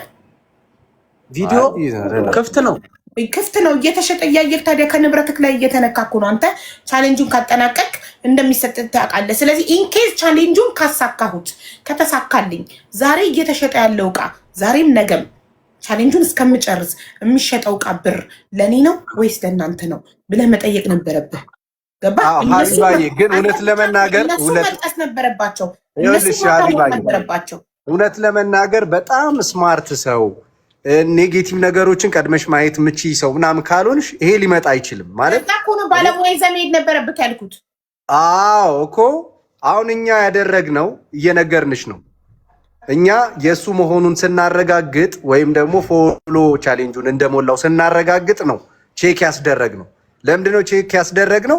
በቃ የሆነው ይሁን። እውነት ለመናገር የተነጋገርንም የነበረው ቺት አይደረግበት ወይም ምንድነው አይዋሽበት። 1.5 ሚሊዮን ብር ተሰጠው ተብሎ 1.5 ሚሊዮን የማይሞላ እቃ መቀበል የለበትም። ኦልሬዲ 1.5 ሚሊዮን ብር የሚሞላ እቃ ነው መውሰድ ያለበት። እኛም የተነጋገርነው ራሷን ማን ነው ሜሪንም ያናገርናት እኛ መቀበል እንፈልጋለን። አልቀበልም አላልንም። ይሄው ይቀበላል፣ የመጣውም ሊቀበል ነው። ነገር ግን በስነ ስርዓቱ ተቆጥሮ ይሄው ይሄ ነው ይሄ ነው ይሄ አሁን በመጣው ዝርዝር መሰረት የዝርዝሩን ቀርቦ ይሄው በዚህ መሰረት በእናንተም በኩል ገለልተኛ በእኔም በኩል ገለልተኛ እናምጣ። ይሄ ነው ስርዓቱ። በቃ የቻሌንጅ ነው፣ አሸንፏል። 1.5 ሚሊዮን ብር ነው የተባለው። በ1.5 ሚሊዮን የሚሞላ እቃ ይሰጠው ነው ዳትሲት። ሌላ እኮ አሁን ፕሮሰሱን ምኑን የተፈጠሩ ችግሮችን ምናምን እንዳለ ሆነው ፋይናል አውትፑቱ ላይ የመጣ ነው። ግን እኛ እቃውን ለመቀበል ነው 1.5 ሚሊዮን ብር የሚያወጣ እቃው። ሌላ ደግሞ ምን አለ በ17 ለመቀበል ነው የመጣችሁት። በ17 በ16 ኦልሬዲ ያስገምታችሁ እንደማያወጣ አውቃችሁ ነበር። ለምን የዛን ዕለት በ16 አልተናገራችሁም?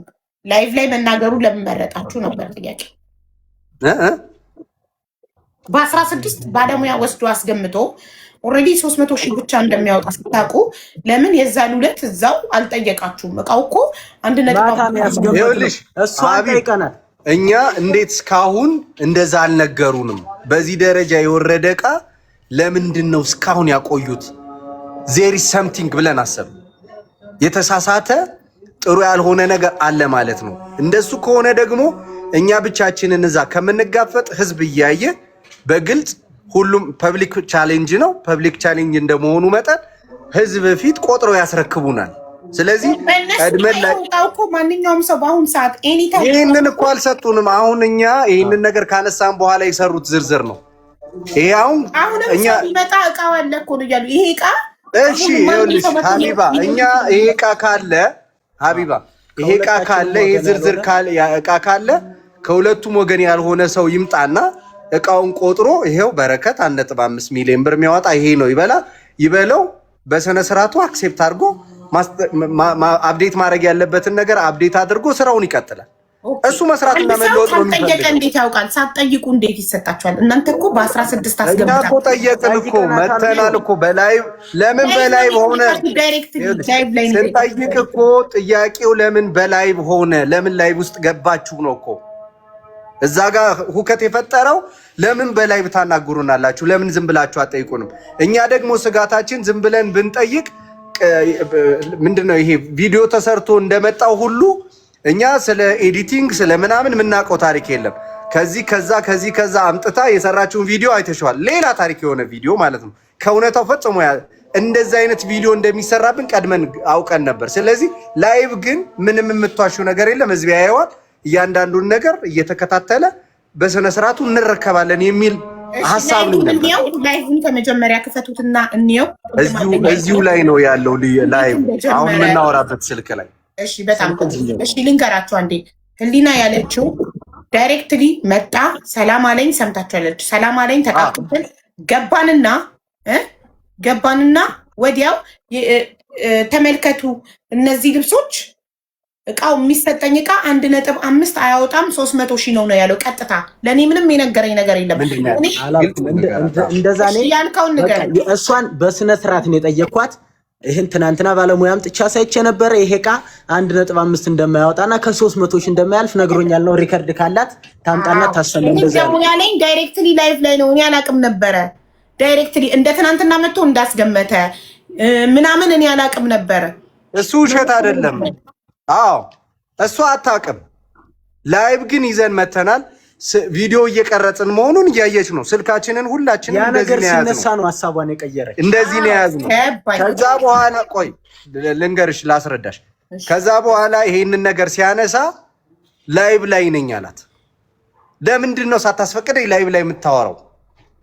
በጣም ኢንቫይሮንመንቱ ከአንዳንድ ሁከት ሆነ። ከዛ እንዴት እንግባባ? እሷም ትጮኻለች፣ እሱም ይጮኻል። ኖ ለምን እስካሁን እንደዚህ ደበቃችሁኝ? እኔ እኮ ባለሙያ ሳሳይ በጣም ነው ልቤ የተሰበረው ምናምን ማለት ጀመረ። እሷም ደግሞ አይደለም እንደዚህ ነው እንዲያ ነው እንዲህ ነው እንዲያ ነው። ንትርኮች በዙ። በመሀል ደግሞ ካሜራማኑም ገባ። ካሜራማኑም በጣም ሆት ነበረ። በቃ ነገሩ ዴፊኒትሊ ተቀየረ ማለት ነው። እንኳን ተግባብቶ ለመውጣት እንድነግርህ እድል እየሰጠከኝ አይደለም። እኔ ለማለት የፈለግኩት ከላይቭ በፊት ቀድሞ ቢጠይቃት ይሄን ሊስት አውጥታ ታሳየውና እናንተ ያስገንበታችሁበት ገማች የገመተበት ፕራይስ እና የእነሱ ቤት ፕራይስ እንደሚለይ ማንም ሰው አንተ ቅድም እኮ ስላልከው ነው ማንም ሰው በፈለገበት ዋጋ መሸጥ ይችላል ቦንዳ። ምክንያቱም ብራንድ አይደለም። ብራንድ ሲሆን አንድ አዲዳስ ሱቅ በዓለም ሁሉም ቦታ የአንድ አዲዳስ ጫማ ኦሪጂናል ብራንድ ዋጋ የትም ቦታ እኩል ነው። የፑማ፣ ናይኪ፣ ኤኒቲንግ ኢንተርናሽናል ብራንዶች ፕራይሳቸው የትም ሀገር የትም ቦታ እኩል ነው ዋጋቸው አይደለ? ቦንዳ ግን ብራንድ ስላልሆነ ሁሉም ሰው እንደየራሱ ፕራይስ መሸጥ ይችላል ብለሃል ቅድም። እንደየራሱ ዋጋ መሸጥ ይችላል። ስለዚህ እነሱ እንደ እቃው ሁኔታ ነው ሀቢባ፣ እንደ እቃው ሁኔታ ነው። አሁን ለምሳሌ ነገርኩሽ እኮ 10,000 የሚሸጥ ቦንዳ እቃ አለ፣ 15,000 የሚሸጥ ቦንዳ እቃ አለ። ዋጋውን የሚወስነው እቃው ነው። ዋጋው እኮ እቃ አይደለም፣ ባለሱቁ ነው የሚወስነው። አንድ አይነት ቲሸርት ቦንዳ ከሆነ ብራንድ ካልሆነ እኔ ሱቅ ተወዶ ከሊት ሱቅ ሊቀንስ ይችላል፣ ሊጨምር ይችላል እኮ። በዚህ ደረጃ ሰፊ ልዩነቶች ሊኖሩ አይችሉም ማለት ኢትዮጵያ ውስጥ ያሉ ቦንዳ ቤቶች ቢራራቁ አልሸሹም ዘወር አሉ አይነት ነገር ነው ማለት ይታወቃል እኮ። የቦንዳ እቃዎች እኮ ጥራታቸው፣ የይዞታቸው ያረጀ የሆነ በደንብ ያልተለበሰ ወዘተ ዝርዝሮች አሉት ቦንዳ ላይ። ስለዚህ በጣም የፈጋ ሲሆን ምንም ያክል ፕራይሱን ብትጨምሪው ላለመሸጥ ካልሆነ በስተቀር ምንም ትርጉም የለውም። ገብቶሻል? ሰው እኮ እዛ ስትሄዱ ያገኛችሁት የፈጋ ነው እያልክ ነው። ኦፍኮርስ እኔ እኮ መጀመሪያም እኮ ነግሬሻለሁ እኮ እቃዎቹ የፈጉ ናቸው። እንዲያውም ባለሙያው ያለው እነዚህ እቃዎች ወጥተው በጩኸት ለምሳሌ በዚህ ብር እየተባሉ የሚሸጡ አስፋልት ላይ ተነጥፎ መንገድ ላይ ወስደህ የምትሸጣቸው እቃዎች ናቸው። አርጅተዋል፣ ፋሽናቸውም አልፎባቸዋል። ተወዳዳሪ መሆን አትችልም። ስለዚህ አዲስ እቃዎች የምታስገባልህ ይመስለኛል። 1.5 ካለችህ ታስገባልሃለች ማለት ነው። እንደዛ ከሆነ ደግሞ ለምንድን ነው እስካሁን ያልነገረችን? ስለዚህ ዜር ኢዝ ሰምቲንግ ብለን አሰብን። በዛ ምክንያት ላይ ብላ አድርገ ነው ሄድን ነው እያልኩሽ ያለሁት እኮ። ምንም ግልጽ ይመስለኛል። በጣም ጥሩ ህሊና። እኔ ደበረኝ ያለችው መጀመሪያ ሳይነግረኝ ቢነግረኝ ማስረዳት የምችለውን ነገር ሳይነግረኝ ዳይሬክትሊ ላይቭን ከፍቶ ትናንትና እኔ ሳላቅ መጥቶ ሐሙስ ጁላይ 16 እንደ ትናንትና መጥቶ አስገምቶ በራሱ ባለሙያ አስገምቶ እኔ ደግሞ በማውቀው ሊስት ይሄ ነው ዋጋው የሚያወጣው ይሄ ነው እኔን ሳይጠይቀኝ እኔን ሳላስረዳው ዳይሬክትሊ ላይቭ ላይ ወጥቶ እንደዚህ እቃው 300,000 የሚገመት ነው ዋሽተውኛል እንደዚህ ብሎ አለ ነው ያለችው። ሶ አንተ ደግሞ እኔ የመሰለኝ ሌላ ወይ የሚያዘጋጁልኝ የሚጨምሩልኝ ነገር አለ ብዬ ነበር ያሰብኩት ነው። ያንኑ ስለሰጡኝ ነው ላይቭ ላይ የተናገርኩት ነው አይደል? ኦፍ ኮርስ። ኦኬ እሺ ጥሩ። አስቀድማችሁ አልተደዋወላችሁም ከመገናኘታችሁ በፊት አንተና ህሊና? ተደዋውለን ነበር። እየመጣን ነው መገናኛ ነኝ ምናምን ከኛ ጋር ስትል እኛ ደግሞ እየመጣን ነው አለ። ከሱ ጋር ነበር የምንሄደው። ሌሎችም ነበር ጓደኞቼ፣ ከነሱ ጋር ነው የሄድኩት። ኦኬ ጥሩ እሺ። ስለዚህ አሁን እናንተ ላላችሁት ጥያቄዎች ህሊና መልስ ትሰጥበታለች። ህሊና ያንቺ ተራ ነው። ሚዩት አድርጉና ነው አዳምጠሻቸዋል በደንብ? አዎ በደንብ ፖይንት ይዣለሁኝ።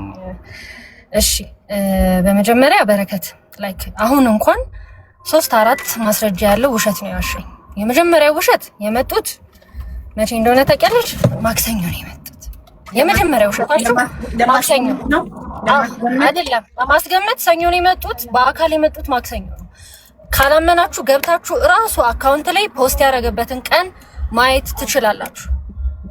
የመጀመሪያው ውሸት ከሆነ እንጂ ይሄ በስተት ይሆናል እንጂ እኛ አርብም ማክሰኞም ሊሆን ይችላል። አርብ በስተት የተነገረው ንግግር ሊሆን ይችላል። ስለዚህ ኦልሞስት 20 ቀን ሆኖሃል እንደማለት ነው። 20 ቀን አልፏል፣ ከአግሪመንታችን አልፏል። እንደዛም ሆኖ ደግሞ ፎሎወር አልሞላህም። እኔ የስተርዴ የዛን ቀን እሑድ ቀን ስክሪንሾት ያደረኩትን የሜሪ ቦንዳን ፎሎወር አምጥቼ ያሳያል። ማክሰኞ ማለት 21 ነው። ይቅርታ አንዴ 21 ጁላይ 21 ማለት ነው ማክሰኞ። የዛ ቀን ለማስገኘት አካውንት ላይ ብትገቢ የዛ ቀን መቶ ቪዲዮ የሰራበት ቢፎር ቱ ዴይስ ይላል። ፖስት ያደረከው ቪዲዮ ራሱ ከሁለት ቀን በፊት ነው ፖስት ያደረከው። የዛኑ ቀን ነው የሰራው። ስለዚህ የመጣው ማክሰኞ ነው። ገባ? ቻሌንጁ አልሞላም ለምትለው እኔ ስልክ ስደውል መጀመሪያ ቻሌንጁን አጠናቅቄ ነው እንደምትመለከቱት። ታዲያ እሺ እኔ ጋር ስትመጣ ሰዋን ፎሎ አረገ ማለት ሆነም ቀረኔ ማይሆን እኔ ጋር የመጣ ቀን እኮ ያለውን ፎሎወር ነው አይደል እንዴ? በረከትዬ እንደዛ እኮ ነው አይደል? ልክ ቻሌንጁን መጥቶ ሊሰራ ያለ ጊዜ ኦልሞስት 300 ፎሎወር ይገኛል። እስከምረከብ በጣም ያለው የዛኑ ቀን ዴቱን አሳይቼሽ ማሳየት እችላለሁ። ሀቢባ አለ እኔ ጋር መጀመሪያም እኮ ይሄ እኮ ምንም ግልጽ ነው። ቻሌንጅ እንደሞላ የተረጋገጠ ነው። ባይረጋገጥም ለመረከብ አልመጣም ሲጀመር ማለት ነው። እዚህ ላይ ይሄን ብቻ ነው ሐሳቤ።